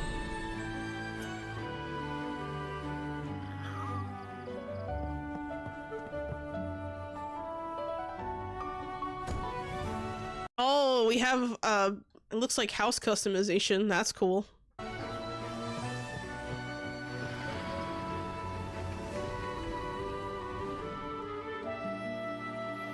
Wow. That's a beautiful game. I love this, actually. I really, really, really like this game. I like the music, I like the setting, I like the idea behind it. You add like a little bit of a, you know, you add a little bit of a supernatural flair of witches, you know, you kind of add like some extra fantastical creatures like that little dragon that came out of that egg. You have, I mean, it got everything. You got the pets, you got the housing, customization, you have the role playing as a student, I guess, you have, I mean, flight, I mean, it got it all. It got it all. I like it. It's definitely a cool game to lose yourself in. You can be Kiki, yay. Let's see. Pixel really detailed, yep. That really detailed art style, like I said, it reminds me a lot of Bandletale. Bandletale, I still haven't finished it. You know what's crazy? I got really, really, really far into the game, and then I didn't finish it. And I'm just, like, kicking myself, because I should have just finished it. Because now, if I go back in, I feel like I'm relearning the game, and it sucks. And I don't remember where all the characters are, so I went back in, like, a couple of weeks ago, and I was like, alright, let me see if I can get back into Bandletale. I get into the game, they're like, find so-and-so and tell them da-da-da-da-dee, and then do this thing. And I'm like, who's that person again? Who this? I don't recognize that Yordle. Who is that? And I couldn't remember who the characters were or where they were, and even when I used, like, the map to, like, locate them, I couldn't figure out how to get back to those areas, because there was, like, all these weird, like, roundabout things. Anyway. Portals. That's all you gotta know is portals. Alright? But yeah, this game definitely, I feel like, has, like, a lot of good potential. Like, it just feels alive, you know? Well-designed area, lots of stuff to do, probably, you know? It just doesn't... I mean, the music's nice, visually, you can always tell what people are using. Like, I mean, it's just so pretty, you know? Like, it takes... I feel like it takes a pixel world and over details it to the point where it's just a visual aesthetic and not really a functional way to play, if that makes sense. Like, and when I say that, I mean, like, you know, before, like, an old school, like, pixel games, a lot of times, like, you just kind of had a you know, a somewhat ballpark guess of what the character looked like. In this game, you don't have to guess. You know what the character looks like. You know what I mean? So it's interesting. I actually really, really like this. I think this definitely has some potential. Very cool.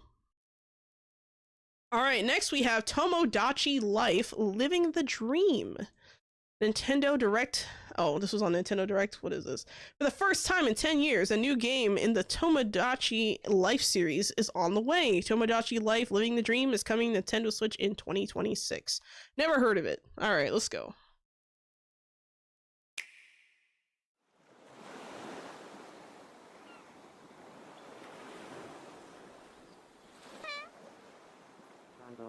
I'm a buckle. Tornadoes are 100 plus than yesterday.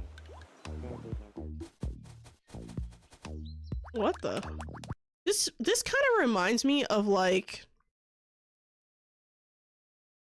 I remember when, like, I think it was, like, the Wii U had, like, some game that was, like... Or maybe not a game, but I don't know if it was, like, a personal profile or something, but you had, like, your own character, and, you know, a lot of people just kind of made it look like them, and then they would kind of walk around like this kind of art style. Like, it reminds me a lot of that. I never owned one, so I don't know, but it just kind of, that's my first thought. It definitely feels like a Nintendo game for sure.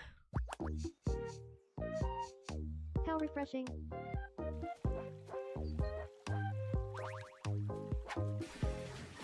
What the heck?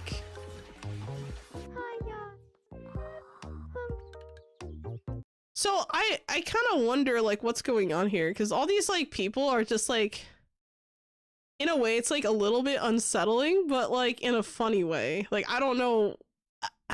What?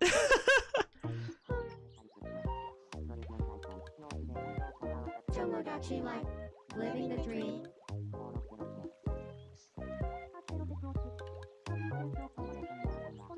This is so weird. Oh, there's more, okay.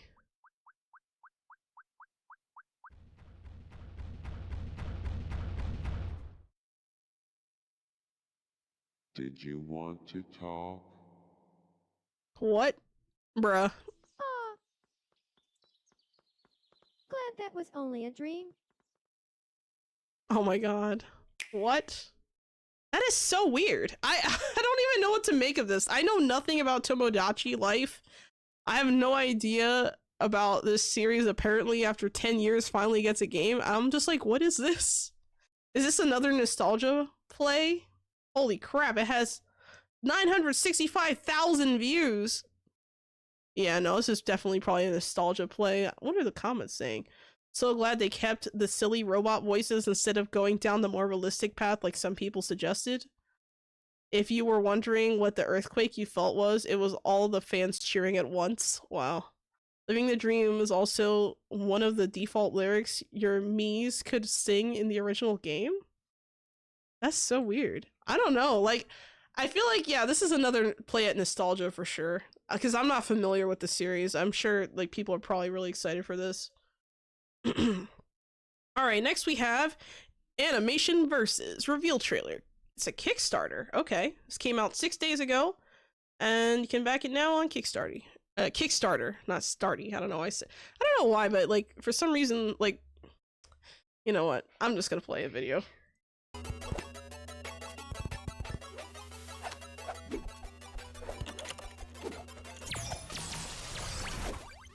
Oh.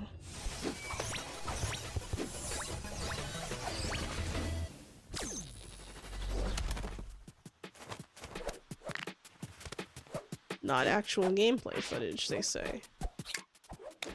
Versus. Fight.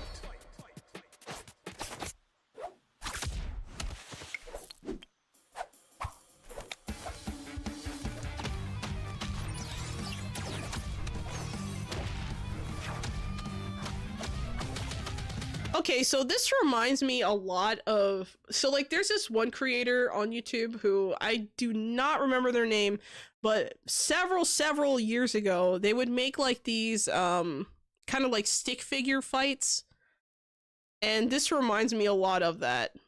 Yeah, we're literally back to stick bands. Yeah, it definitely kind of reminds me of that. And I remember there was one guy who like did the same thing, but like with like League of Legends characters essentially.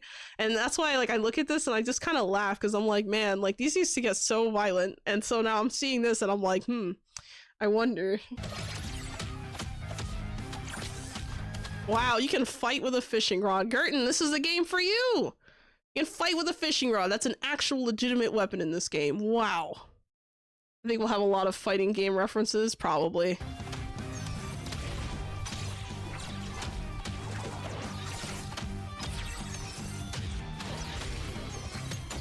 So the one thing that worries me about this game is I wonder about the readability.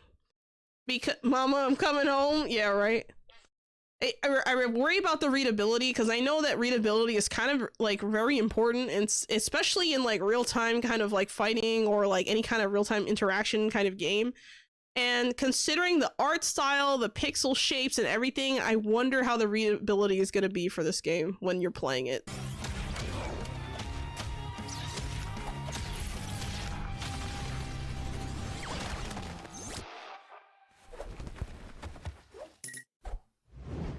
It's your money to continue. Oh man.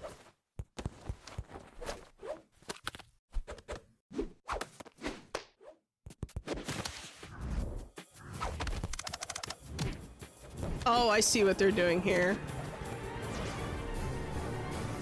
Animation Versus.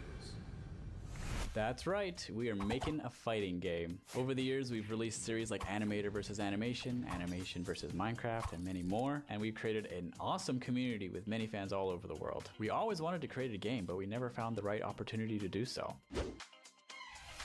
We played this super cool game mod made by Muno, and we decided to message him to see if he would be open to making a game with us. And now, he's our lead developer. Nice. Hi, Muno here. This game has been the most fun thing I've ever worked on, and it's really a dream project of mine. The ideas for this game have lived in my head for years now, and I'm really excited to help Alan's team bring this project to life. Animation Versus takes inspiration from all the fighting games. That was a cool way to ask for money. Considering it's like a Kickstarter ask, like that's actually pretty interesting.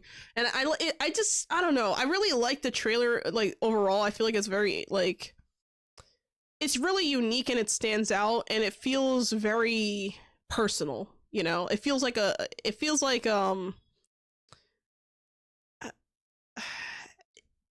I don't know. It feels like a labor of love. Like I feel like this game might be like a labor of love in some way. Like it feels like it kind of gives that vibe, you know. We love to play, from the simple controls of Smash Brothers to the meter management and combos of Guilty Gear, Street Fighter, that kind of game. This game also has a lot of brand new ideas of its own, like a directional combo break mechanic, so you can break out of a combo if you guess the right direction to block, and a really cool new HP system where you KO people through the wall.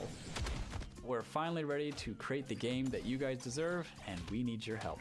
We're doing all our funding through Kickstarter instead of going through a publisher. We're making sure this is a game you guys love playing. Alan's fans, fighting game players, we'll see you guys there. We can't do this alone, so visit the Kickstarter page now and back the game so that you can get exclusive rewards that you can only get through Kickstarter. Nice. March 26th through April 23rd. That's cool. This is a really neat game. Like, I like fighters. I don't play them very often, but I do enjoy them. Some fighters that I've played before, you know, Marvel vs. Capcom 3, I really liked. I also really liked,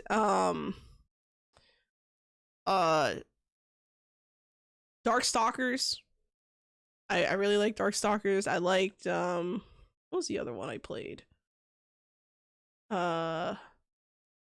Oh crap, what was the name of that game? It's on Steam. It's Skullgirls. I actually really like Skullgirls. And it was another one that I played too that I really liked, but I can't think of it right now. But yeah, very nice, very cool. I think that's, I mean, this is a really, I mean, this trailer left oh my god, 2 million views since the 26th. Yeah, they'll be fine. They'll be fine. This is definitely a really cool looking project. I hope that it ends up, you know, coming out really nicely. I hope they're able to finish it, complete it, and then get, you know, really good feedback and eventually launch it. That would be really nice. Very cool project. Thank you whoever shared that one. Oh wait, I forgot to read the description. All right, next we have Tainted Grail, Fall of Avalon, official gameplay trailer.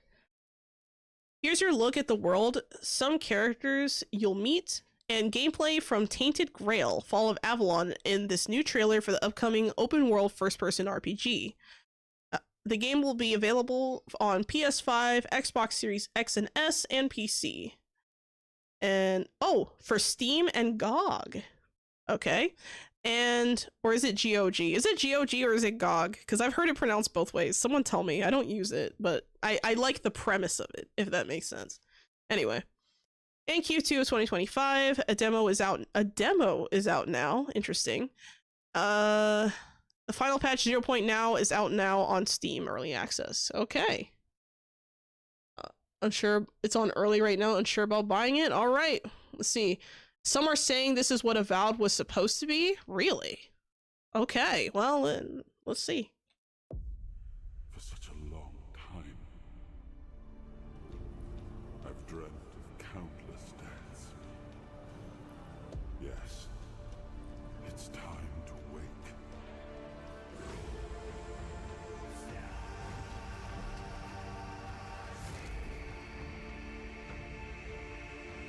Okay, so this definitely looks like some kind of first-person game.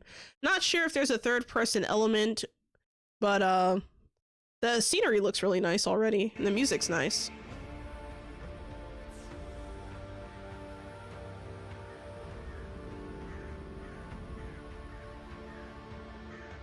It definitely gives those like dark fantasy, almost horror vibes already.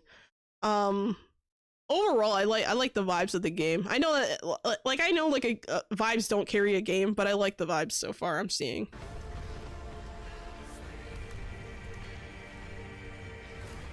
You know, the enemies in this game kind of remind me a little bit of the enemies in Aloft for some reason. Like, I think because they're like a similar color and texture.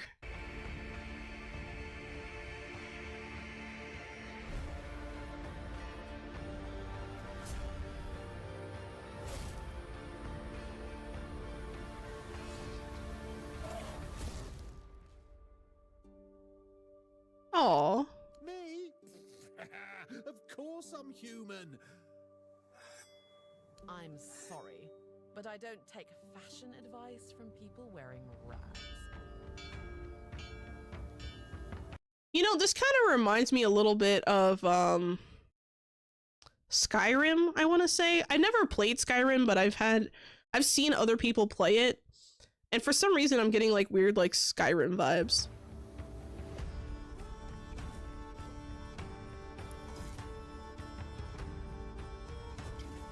Ooh.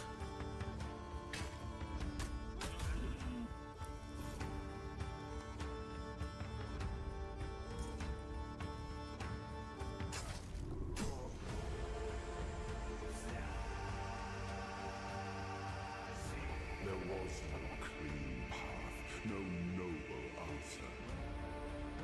Only the weight of reality pressing down on our necks. Something had to be done. Okay, so it looks like there will be probably a third person view because you can see what the character looks like. So I don't know, I like this so far. Everything we fought for would have been in vain.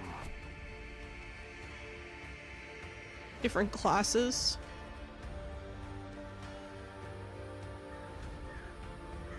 Avalon will not save itself. The king will return.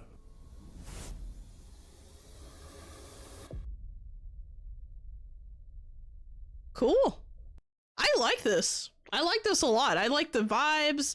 I like the storytelling. I mean, I like it. I don't know. I don't have any complaints really. Like I didn't see any spiders. Like we're good. Let's see. You're waiting for this one. Let's see. Let's see. As a PoE fan, Avowed flopped violently. Oof. Reminds me a lot more of Morrowind than Skyrim, to be honest. Maybe. I can definitely, well, I've never played Morrowind either, so I'm not entirely sure. There's a lot of games I haven't played. A lot of these like classic games that like I haven't played, it's just, I don't know. I've had like, I feel like my taste in games has evolved over time, and because of that, I missed out on certain eras of gaming, it feels like. I don't know. Maybe it's just me. But overall, I really like this. I like the voice acting too. It seemed okay. I like the little dragon. So cute. Captured dark fantasy. Yeah, it's definitely captured dark fantasy. The art style kind of, you know, it makes sense. It has that, you know, it kind of reminds me, at least aesthetically in some ways, it almost kind of also reminds me of Enshrouded in some ways. Like I think the architecture a little bit. But yeah, I like that. Let's see. You can run that shit on bottled glue. It's old though. Maybe too old if you don't like older graphics. Yeah, maybe. We'll see. All right, now we have sorry, not now, but next we have Linked Banner of the Spark. I've heard of this game. I want to say we saw a previous trailer for this game, but I don't remember, so I'm just gonna watch this one. Linked Banner of the Spark is launching into 1.0 and coming to Steam, Xbox Series X and S, and PS5 on May 22nd, 2025. Build a bright new world alongside a band of rescued robot buddies. In this colorful action RPG, battle waves of enemies in solo or co-op, when then return home and use their parts to craft a thriving town. Assemble your crew and grow stronger with each new adventure. All right, let's check it out.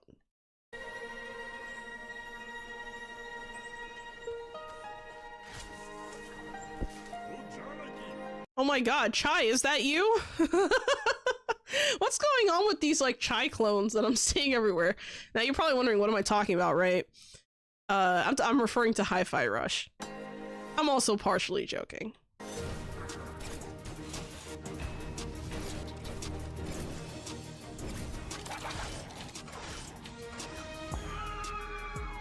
Bright new world awaits. Lead the charge.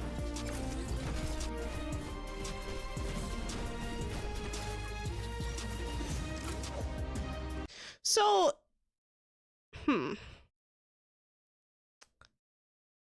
I think the thing that makes me kind of bring this into like, okay, like I know understand this is like a completely different genre. Let's go back, right? I understand this is a completely different genre, but the reason why I keep thinking of Chai is because of the hairstyle, kind of a little bit, not totally. He doesn't really have hair that goes up like that, but this is the same hair color. Another like yellow jacket, you know, some jeans, a belt, and then like a robotic arm. Like it just kind of, there's a lot of similarities here. Very similar. Very similar.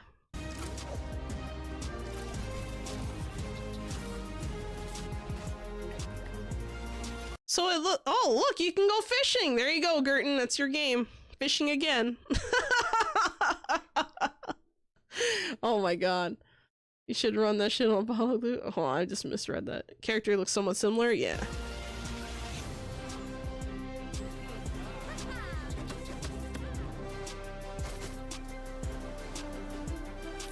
So it looks like it's multiplayer too, which is kind of cool.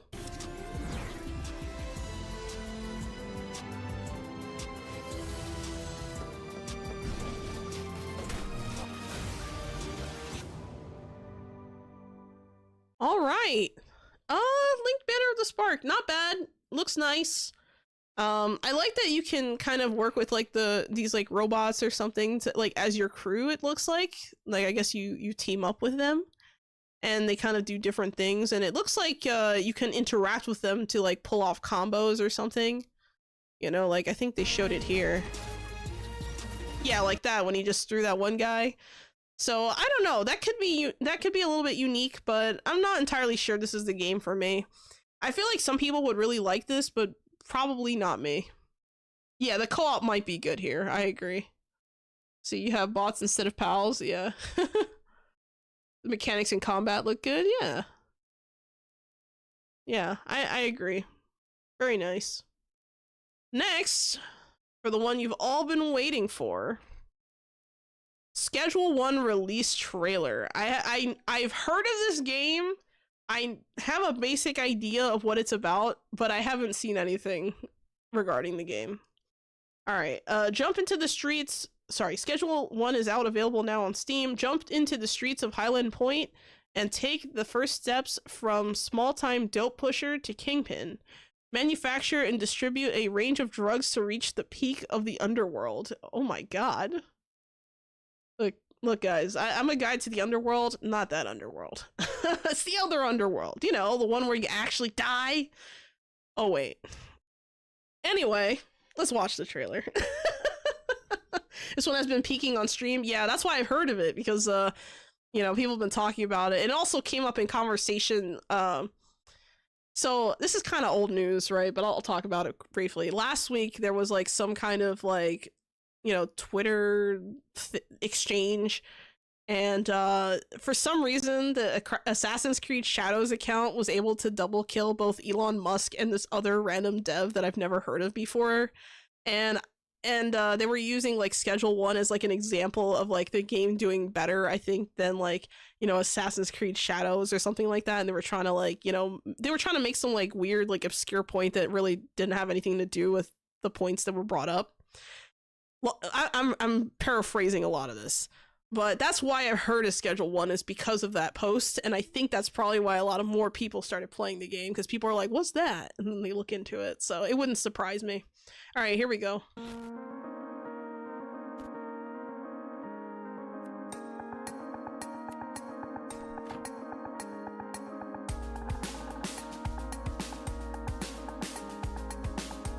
Okay.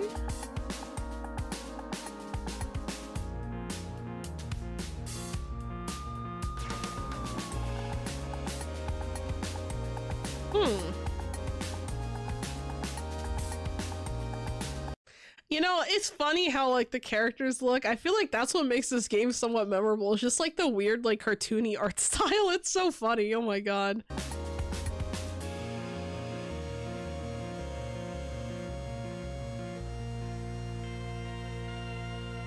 You're probably wondering, why is the game called Schedule 1, right? So I'll have to explain this for the international friends, because I don't know if you guys have like a similar scale.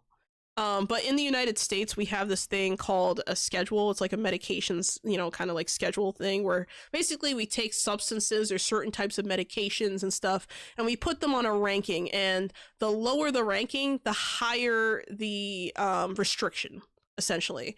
So for something to be Schedule 1, it means that it's like a very, it's basically a substance that has some kind of that is usually deemed to either have no medical purpose, and that can mean a lot of things. Here in the States, we have some problem with big pharma. Don't come after me, okay? Don't come after me. But that's basically what they're I think that's why they called it Schedule 1. It's because Schedule 1 would be, you know, it's like the highest, you know, tier of restriction, essentially. So that's all you really have to know.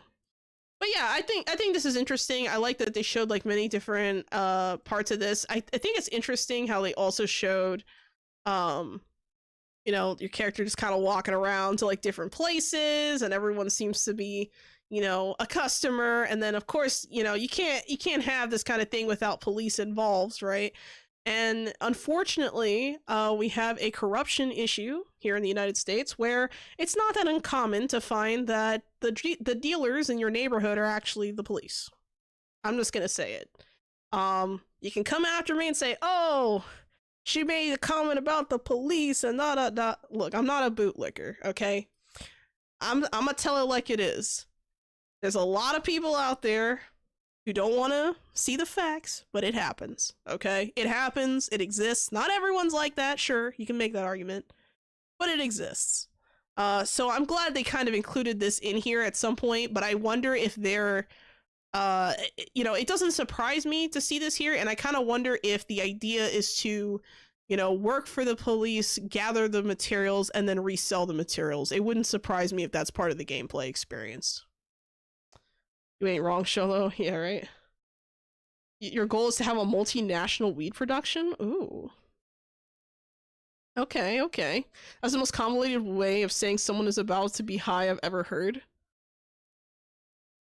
Well, the thing is, it's not just like psychedelics and things like that. You know, it's not just the like the effects of these drugs. It's also the fact that, you know, they're just highly restricted. So like if you have any amount of them and you are possessing them illegally, you go to jail, and that's about it. You know. So that's part of the reason why I brought up the schedules. All right, let's see. Snow weed officer, it feeds for my animals. Yeah, right. My god, imagine. I like that they show like the, you know, the part of the lab when you're kind of, you know, producing this stuff, and then you have like these different places. I like this concept. Very nice.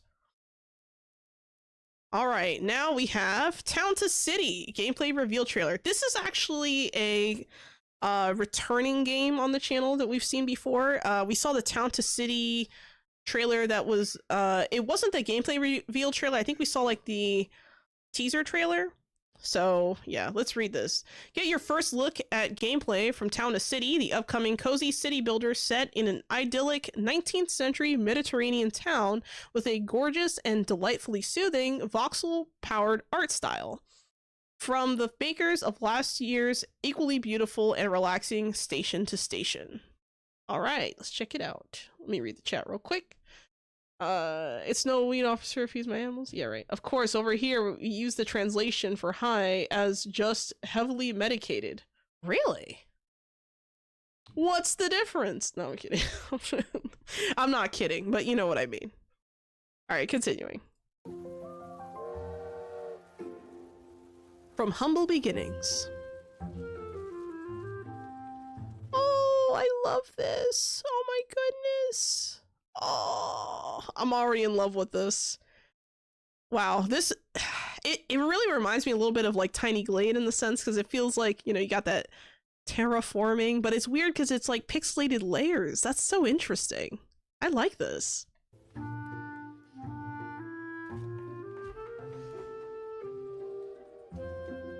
Build your own town. Ooh.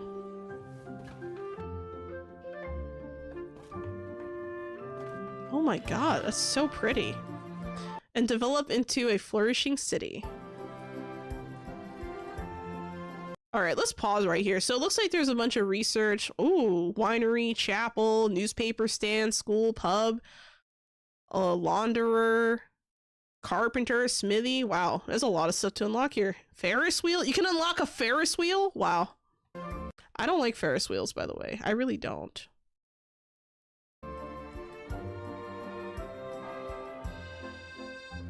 Manage your economy.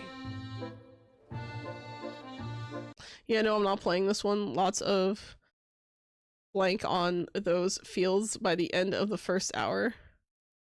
So cute! I know, right? Wow. Create a beautiful cityscape. Little Luna would love to have a statue of her favorite horse in a nice spot. Oh, okay. So so it looks like the townspeople kind of give you like prompts, and then you can choose whether or not to do them. I guess that's interesting.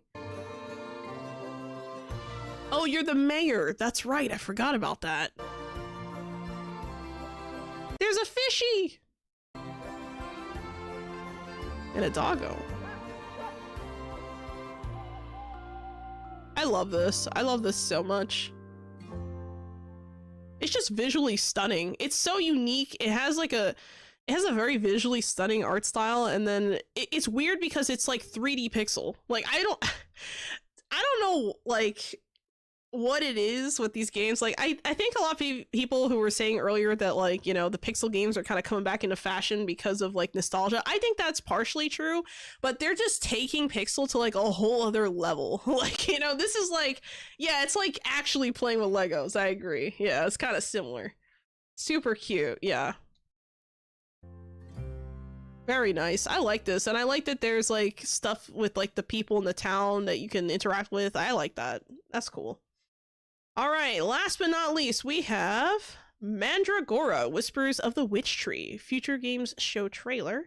Slay your way in Mandragora, Whispers of the Witch Tree, a dark fantasy action RPG coming to Xbox Series X and S on April 17, 2025. Wield blades and magic to battle nightmarish creatures, craft powerful weapons and upgrades, and explore a vast ruined world before entropy consumes it. Ooh, okay.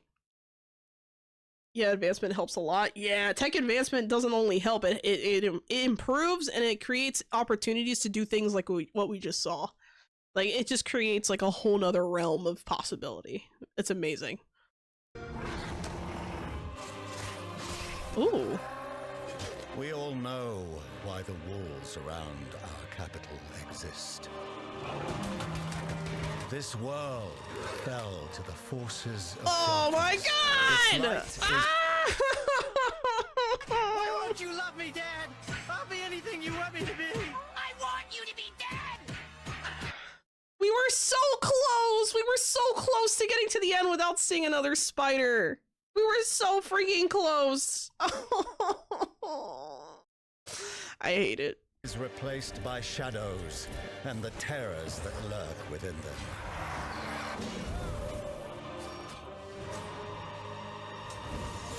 Okay, so it looks like there's different like classes and stuff. Out of pure spite, yeah. We need a spider counter for trailer day. No!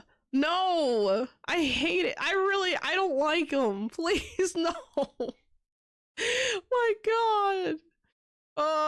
Souls-like action RPG. Yeah, I was wondering if this was like a Souls-like, because it definitely has like has dark fantasy elements. It looks like it could be difficult potentially. You know who would probably like this? Vin would probably like this. I gotta show them this game. I'll send them this. With our faith in the Divine One and the power he bestows on me, can we thrive in a corrupt world.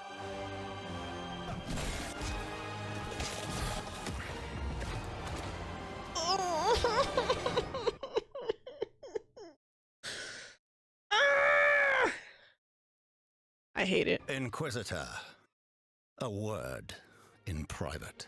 Y'all are killing me. I hate it.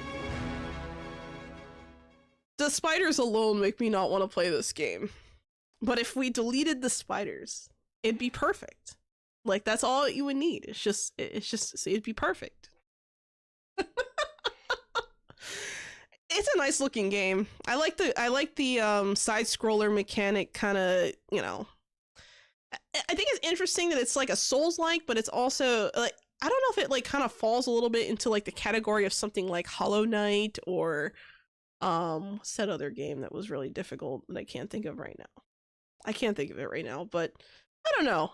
I think I probably wouldn't play this game, not because of the spiders, but just in general. But it's a nice looking it's a nice looking game in general. So yeah. Wow, that was our last trailer of the day, or trailer of the night. So basically now what I'm gonna do is I'm gonna take a 10-minute break, you know, fill up on water, whatever else I have to do, grab a snack maybe, and then I'll come back and we'll play some Rift of the NecroDancer. I'll be going through the different tracks, probably on easy today, just to try and clean up or get some full combos, or even just get some higher ranks and stuff. So that'll be a goal for today. Maybe I'll start doing them on medium as well. But last time I was playing them on hard and I was having a very bad time, but I think it's because I was just kind of mentally tired by the end of the stream. So we'll just go back and get higher scores this time, and that'll be the goal. But yeah, I'll be right back in about 10 minutes. So yeah, feel free to go get a drink, you know, go to the bathroom, whatever you have to do. And I'll be right back.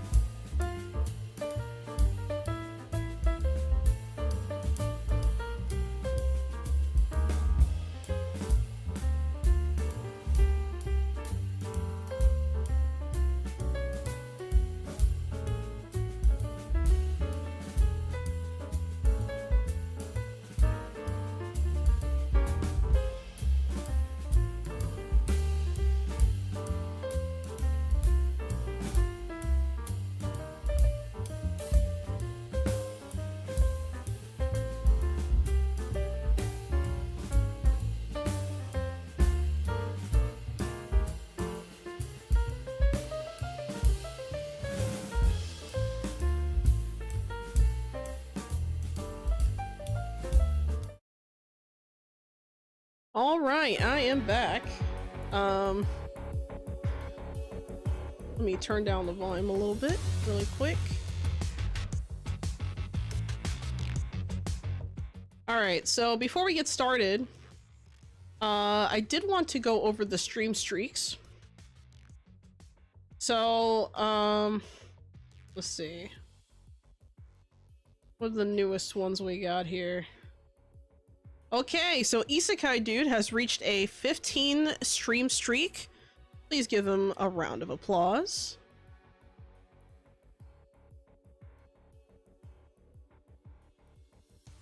Thank you, thank you. Mage Flame has reached a 7 stream streak. Please give them a round of applause.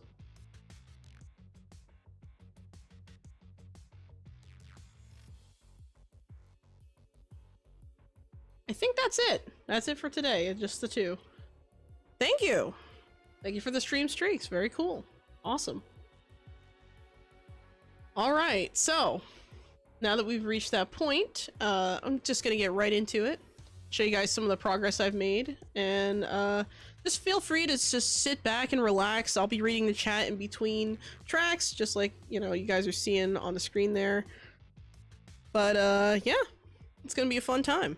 So sit back, relax, enjoy the music, and we're just gonna play different tracks. All right. Oh, hold on, my controller is not connecting. Hold on a second. There we go.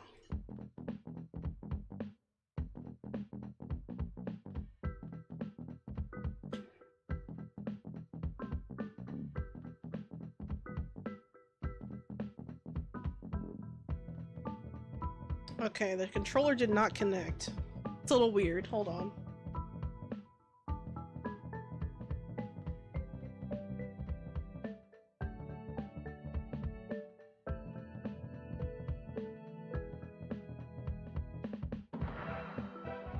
Not sure why my controller is not connecting. That is not good. All right, hold on. I might have to adjust something here.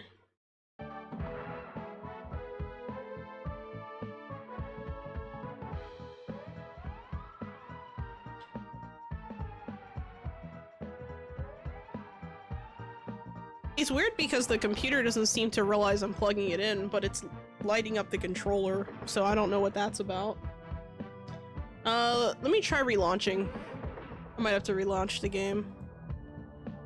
If it lets me. Uh-oh. Yeah, let's relaunch. Sorry about that.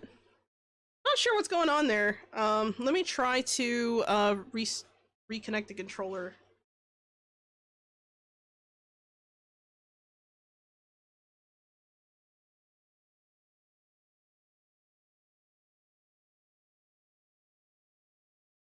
Now I have to go through all the wires underneath my desk. 1 second.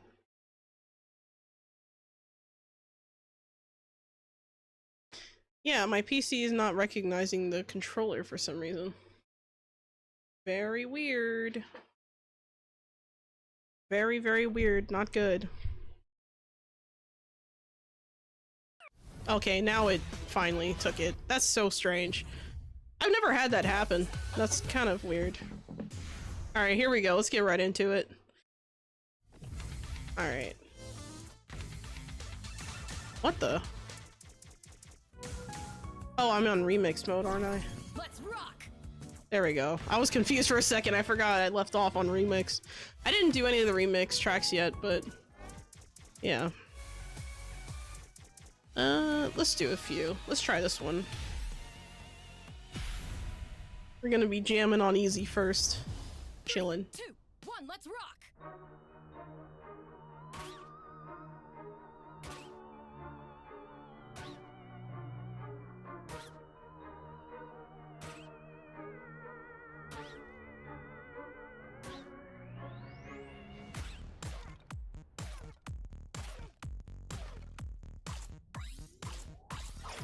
Aw. I already messed it up. I can't, you know, I can't start that early and already mess up. That's crazy. 3, 2, on, bring it on!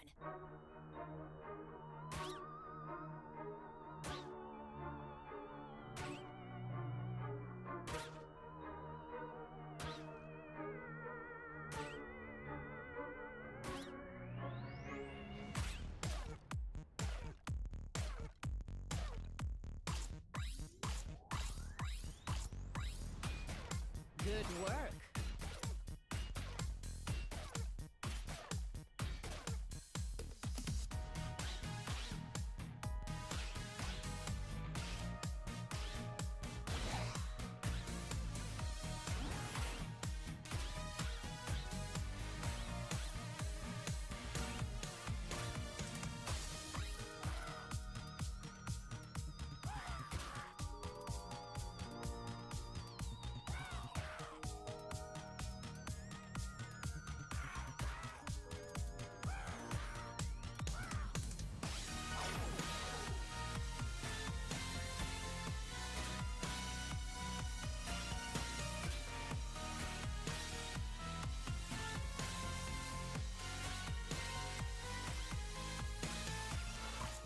In the zone.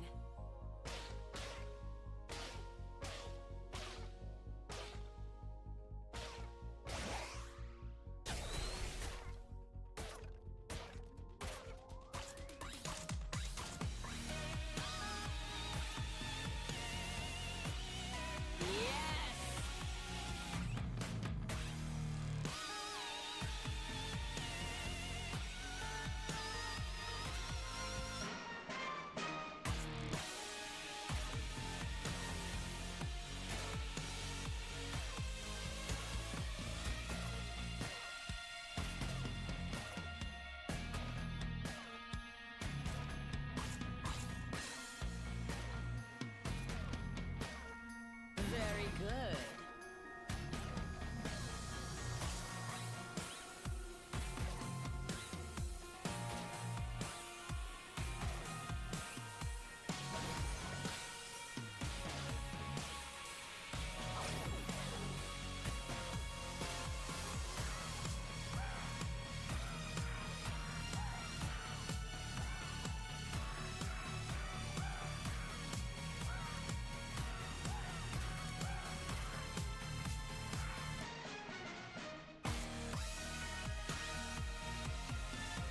Excellent.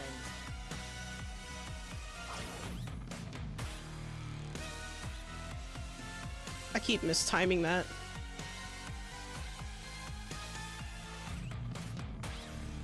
All right. Little better, not great. That could have been better. Yep. Yeah, I didn't even beat my current score. On some of these where I've gotten full combos especially, I've actually reached like top 500, which is pretty good if you think about it. How's the volume of the music, guys? Is it alright, or should I turn it up a little, or are we good? Let me know. Oh, would you believe it? This one I got a full combo, but I didn't actually get the, I didn't actually get an S. Crazy. How does that even happen? 3, 2, 1, go!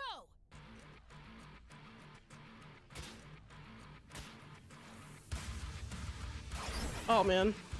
I look over for a second and I already messed it up. Alright, I need to concentrate. 2, 1, bring it on!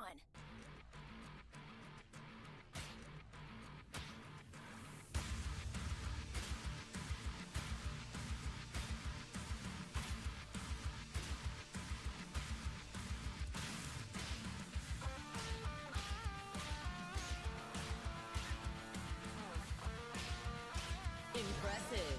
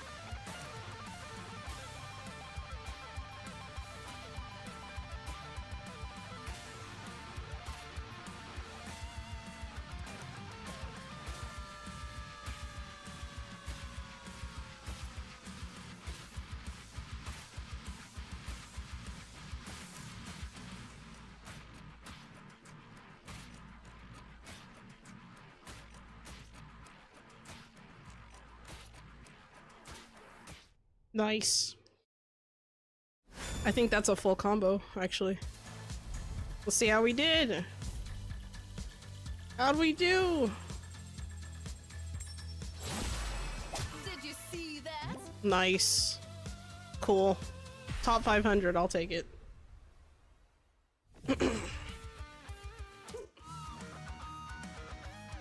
This is another one I need to practice. This one's a little bit harder. I don't think I'm gonna do this one on easy. What other ones do I still have to do? Oh, let's try this one.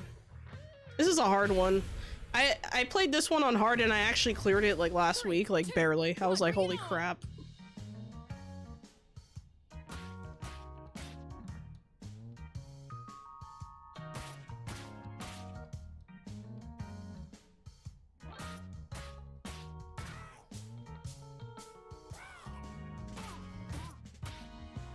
Now we're talking.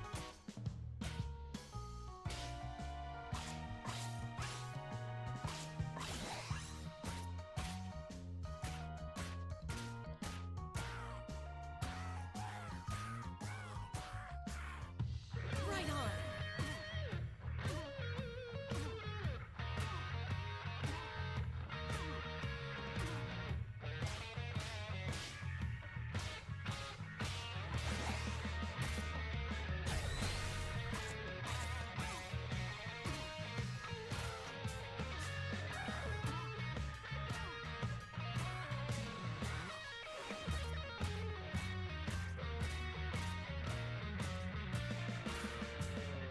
On a roll.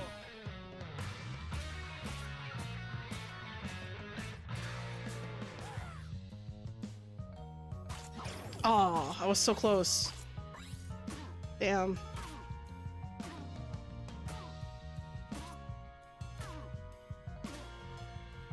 Damn it. Now I'm messing up.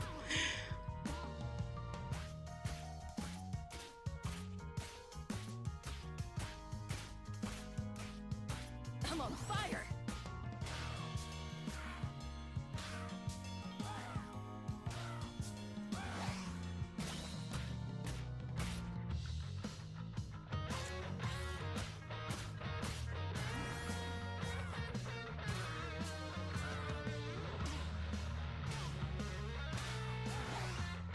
Right.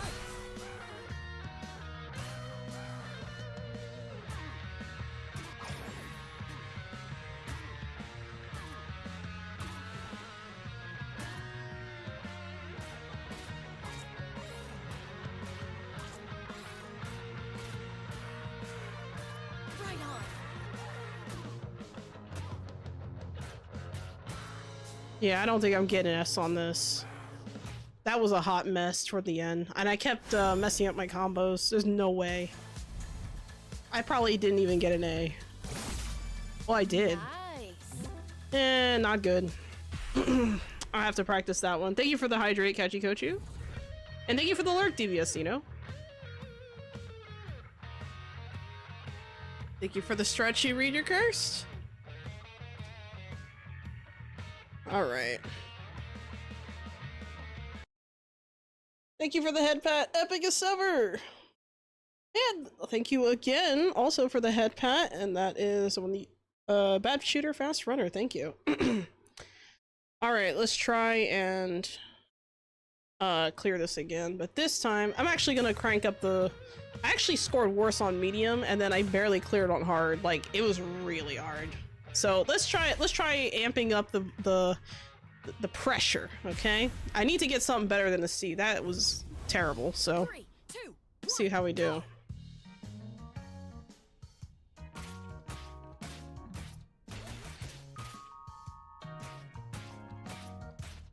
Awesome.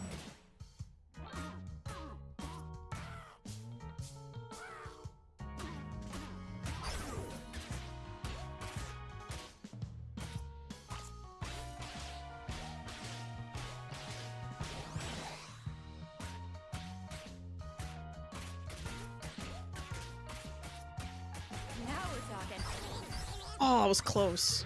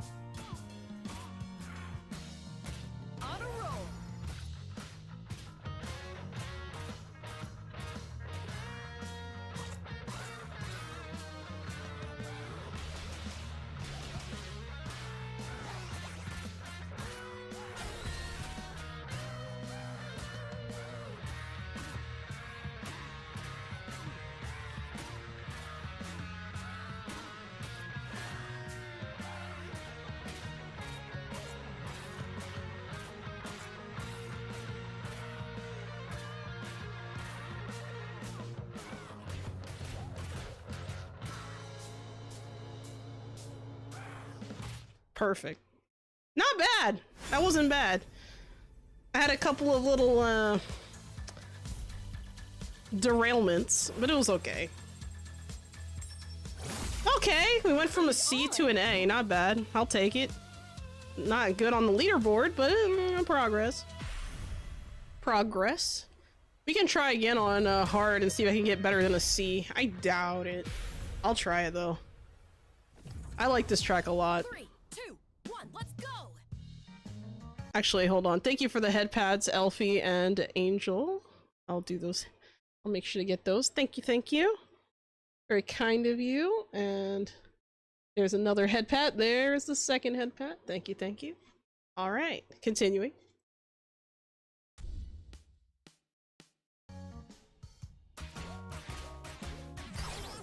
Actually, hold on. That was a hot mess. It's all right. We'll try again. 2, 1, let's rock.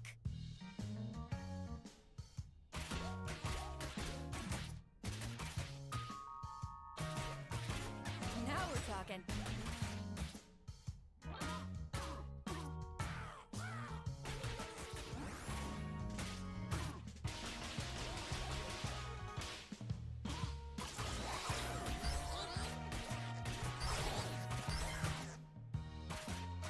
Wow.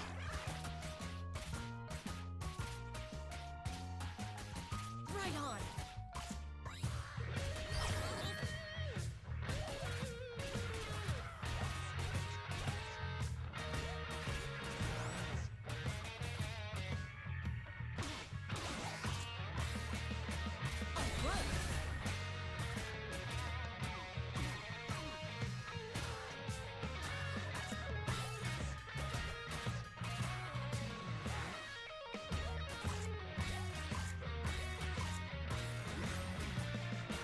Oh.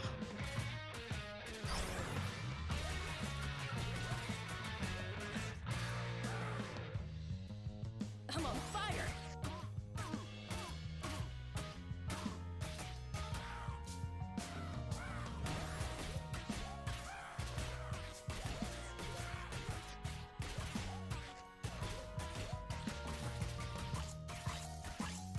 Awesome. Oh.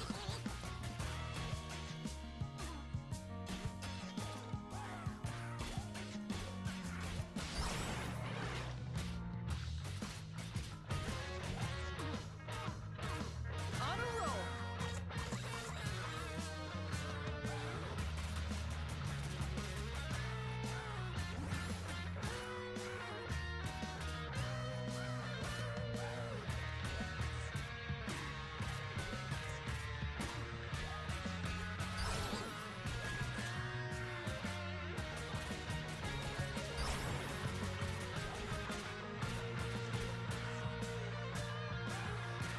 Right on. Oh my god. Holy crap. At the end, I completely messed up. That was bad. That was a train wreck at the end. Holy crap. I had the right pattern in the wrong direction. That's what happened. I got a B at least. I'll take it. It's passing, I guess. Jeez. Alright. Barely made it, yeah. At the very end, I had a conniption of some sort. I don't know. Let's try this one on easy. See if I can get a better score than that. 3, 2, Little warm 1, up. let's rock.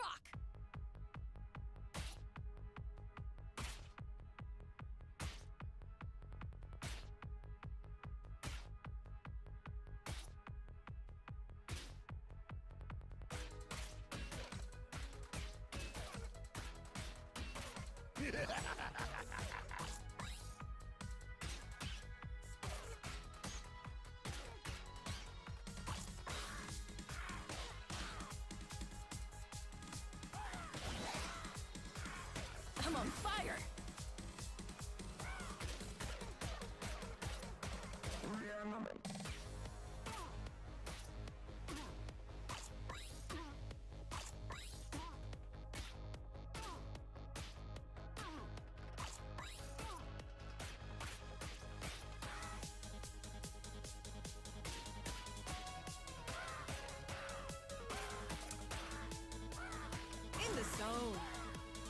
Aw.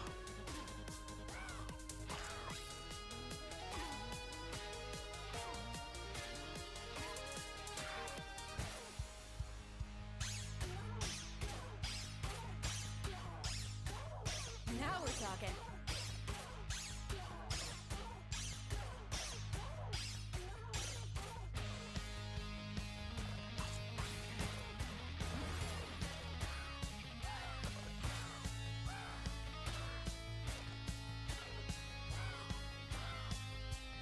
Right.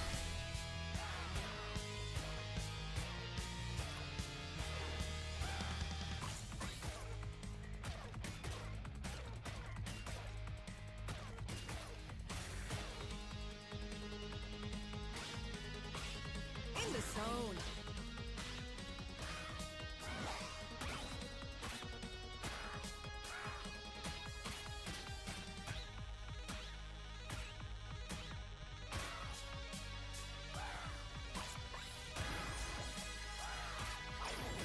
Oh, that was a mistake. Oh, man.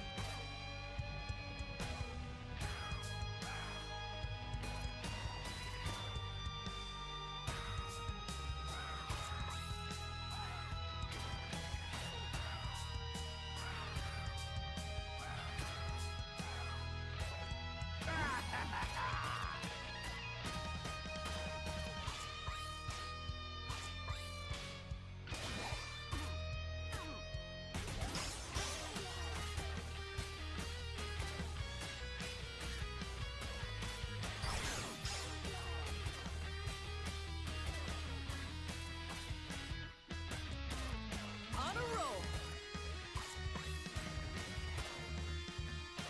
Oh.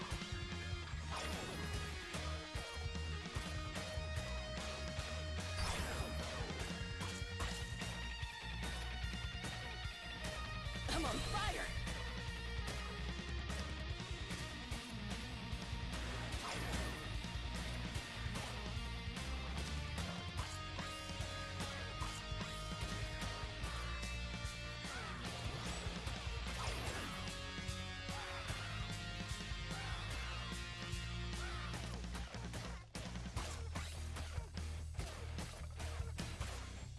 Right on.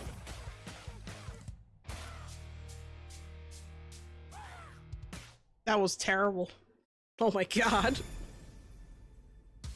Hello, Red Snow. Welcome to the chat. How you doing? Hope you're doing well. Looking pretty good. Okay, new high score. I'll take it. Not great, but at least I'm top 1,000. It doesn't sound very appealing when I say it out loud, does it? Oh yeah, I forgot. Over the weekend, we got some new tracks, by the way.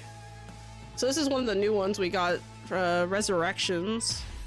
So these are... Oh, thank you for the headpats. What did you do? And thank you also, DBS, for the headpats. Thank you, thank you, thank you. All right. Yeah, so we got Resurrections. That's one of the songs we got. We also got 4 more. So we got this one,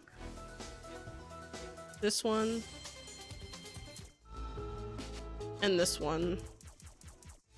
So we have the Resurrections remix by Danny, and then we got the other ones. I got S's on these on normal, but I haven't tried these on medium.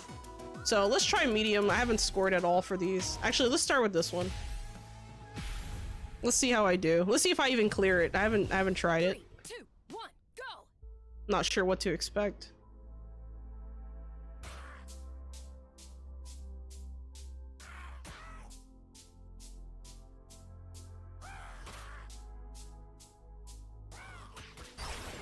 Ooh, okay. Spicy.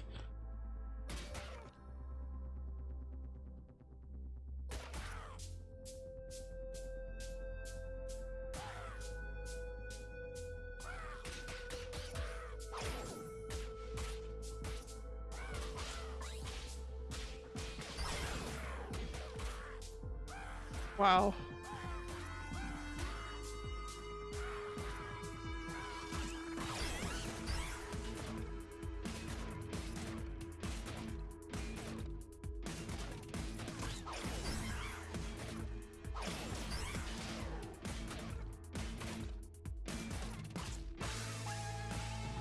I just don't know this track, so I'm kind of going in blind a little bit here on medium. Now we're talking.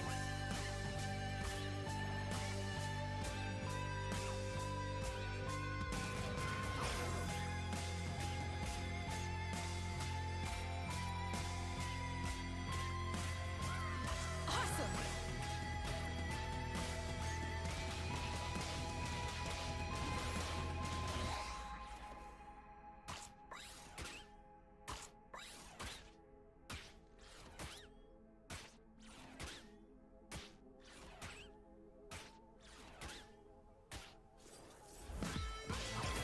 Oh, that's just evil.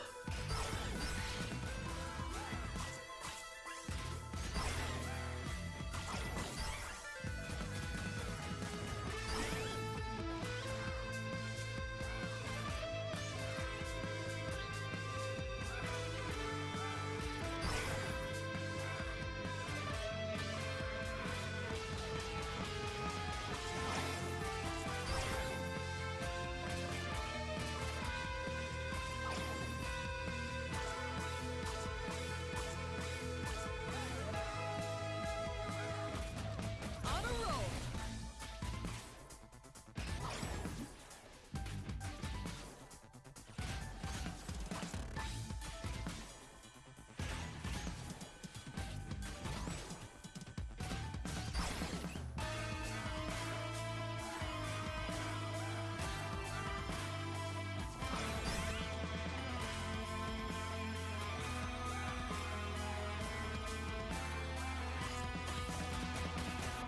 I'm on fire.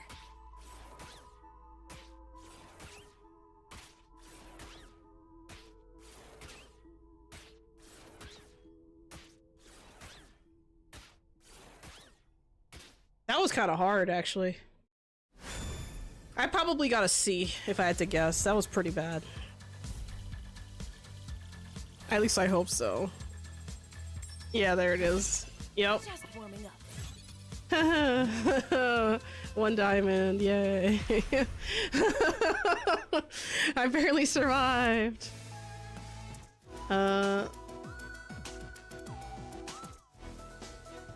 Let's go for this one on medium. Haven't cleared this one yet. 3, 2, 1, let's rock.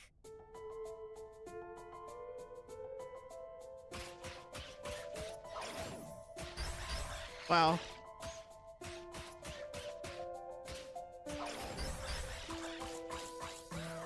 Thank God for fruits.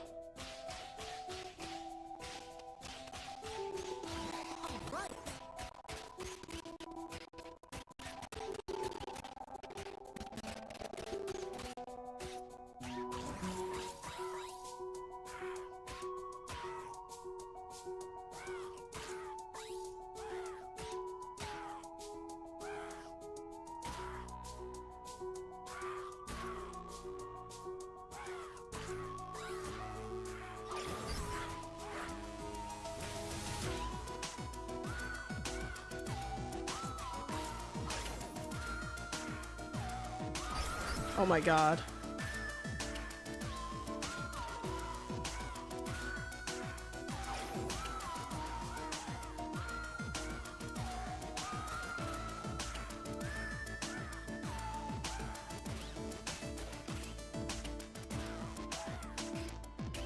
In the zone.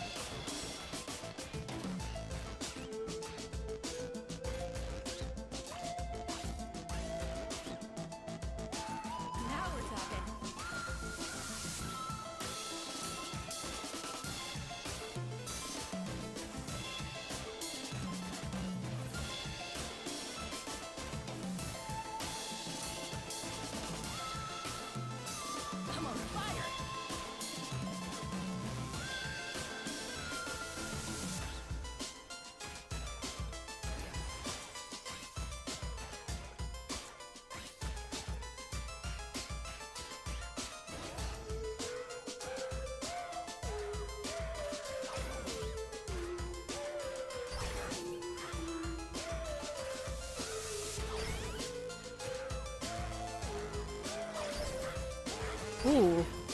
Oh!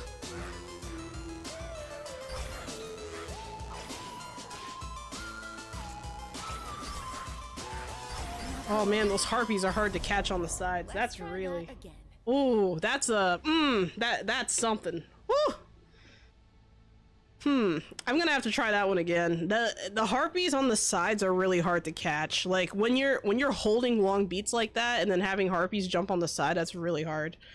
Let's try a different one for now. We'll try a different one. I'll quit stage for now. I will not admit defeat, but I'll come back to that one. That one I think needs more practice. Alright, let's try this one. 3, 2, 1, let's rock!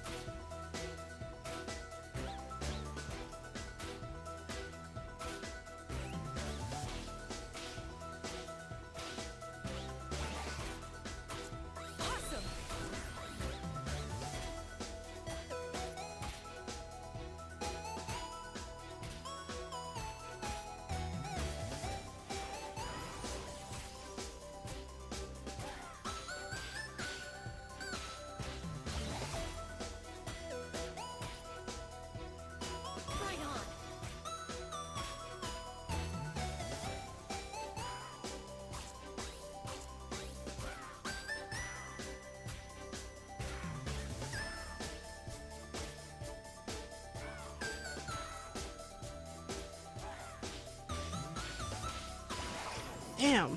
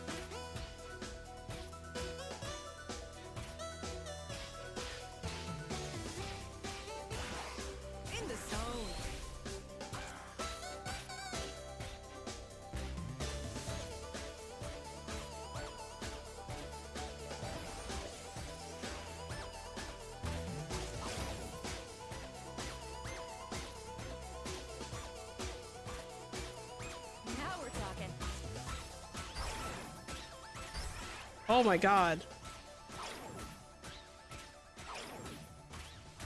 Jesus Christ, that was so evil. They just throw in that little curveball at the end just to mess me up. I see how it is. Wow. I probably had at least an A before that happened, I would like to say. Oh! I probably had an S. Oh, yeah. I probably had an S then. That's crazy. Not bad. These tracks are still new, so... Still learning. Let's try this one. This might be the last one. Thank you for the head pats. Imagine.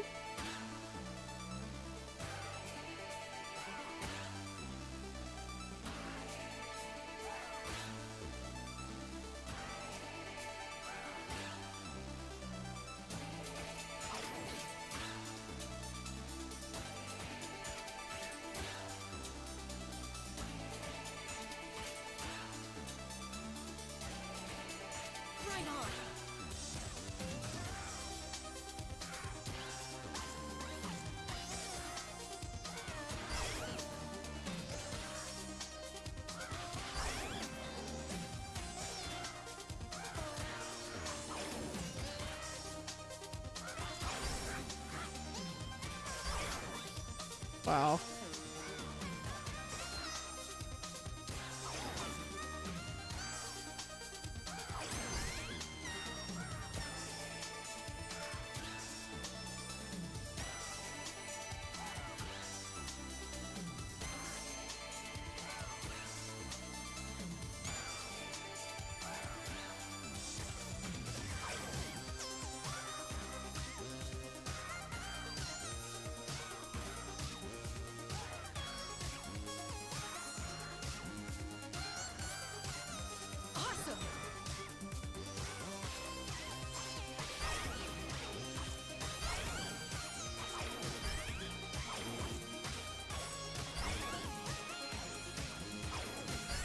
Oh my god.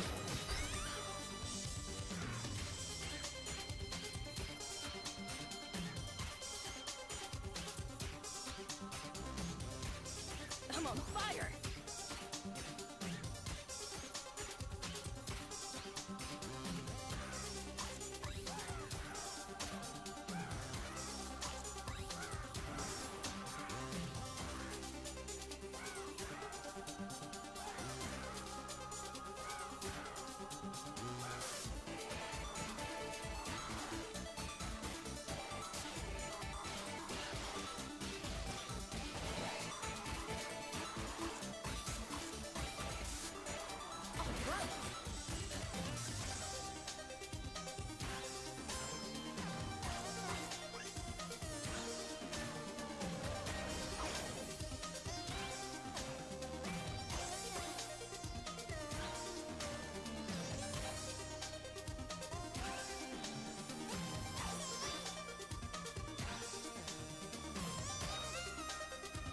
I'm on fire.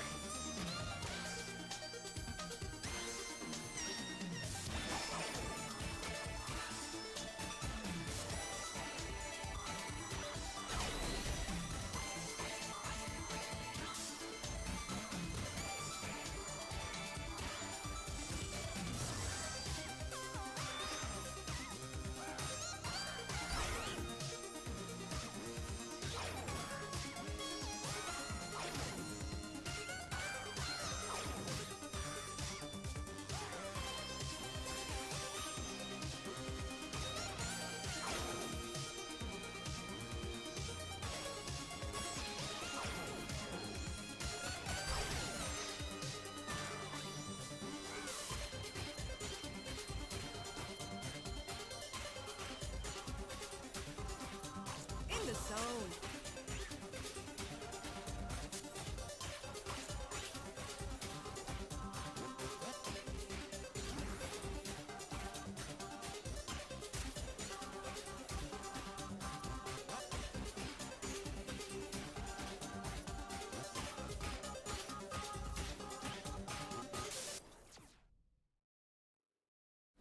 Holy crap.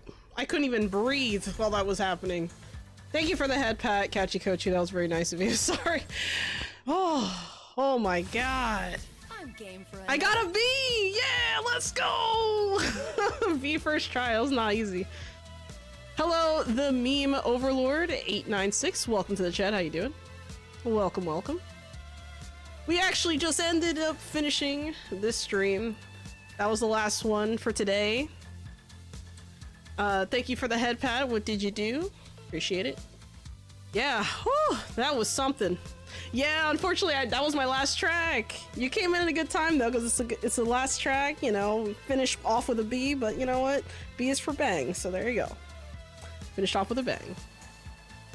Very nice. I feel like so tired after that. I mean, that was wild. Like that last one with the portals and it's just the hyper concentration was just insane. So before I go, there is one thing I would like to do. So, today I posted a video over on my YouTube channel that I'd like you guys all to check out when you get free time. Didn't I stop here earlier or a different day? Your name does look familiar, but I'm not entirely sure. Probably. Because I usually, end my streams around 8 o'clock, but on Tuesdays it's 9. So I end at 9 on Tuesdays, so it's a little bit different. What I will do though is I will link a video in the chat for you guys to all check out. So I posted this. I'm going to post it in all 3 chats. I posted this over on the YouTube channel. April Fools, everyone. That is my April Fool's surprise, I guess. And hopefully you guys enjoyed that. Hopefully you guys will have a great April Fool's Day, you know? Sometimes we gotta laugh. Sometimes we gotta, you know, enjoy life in some ways. Some shapes and some forms. But yeah, I think overall it was a good stream. I think we had a good stream. It was a good time. And it was a pleasure. It was a pleasure streaming today. I had a good time. I hope you guys enjoyed it. Tomorrow I'm going to be streaming Inzoi again, so we're going to be continuing on our weird journey through Inzoi tomorrow. So if you want to stop by and say hello tomorrow and check that out, feel free to do so. We start at, well, I shouldn't say we. I'll start the stream over at 6 o'clock p.m. Pacific Standard Time. So 6 o'clock for me, maybe not for thee, but we'll see. And yeah, thank you so much, guys. Anyway, I hope you all have a wonderful day. And as always, Sholo out.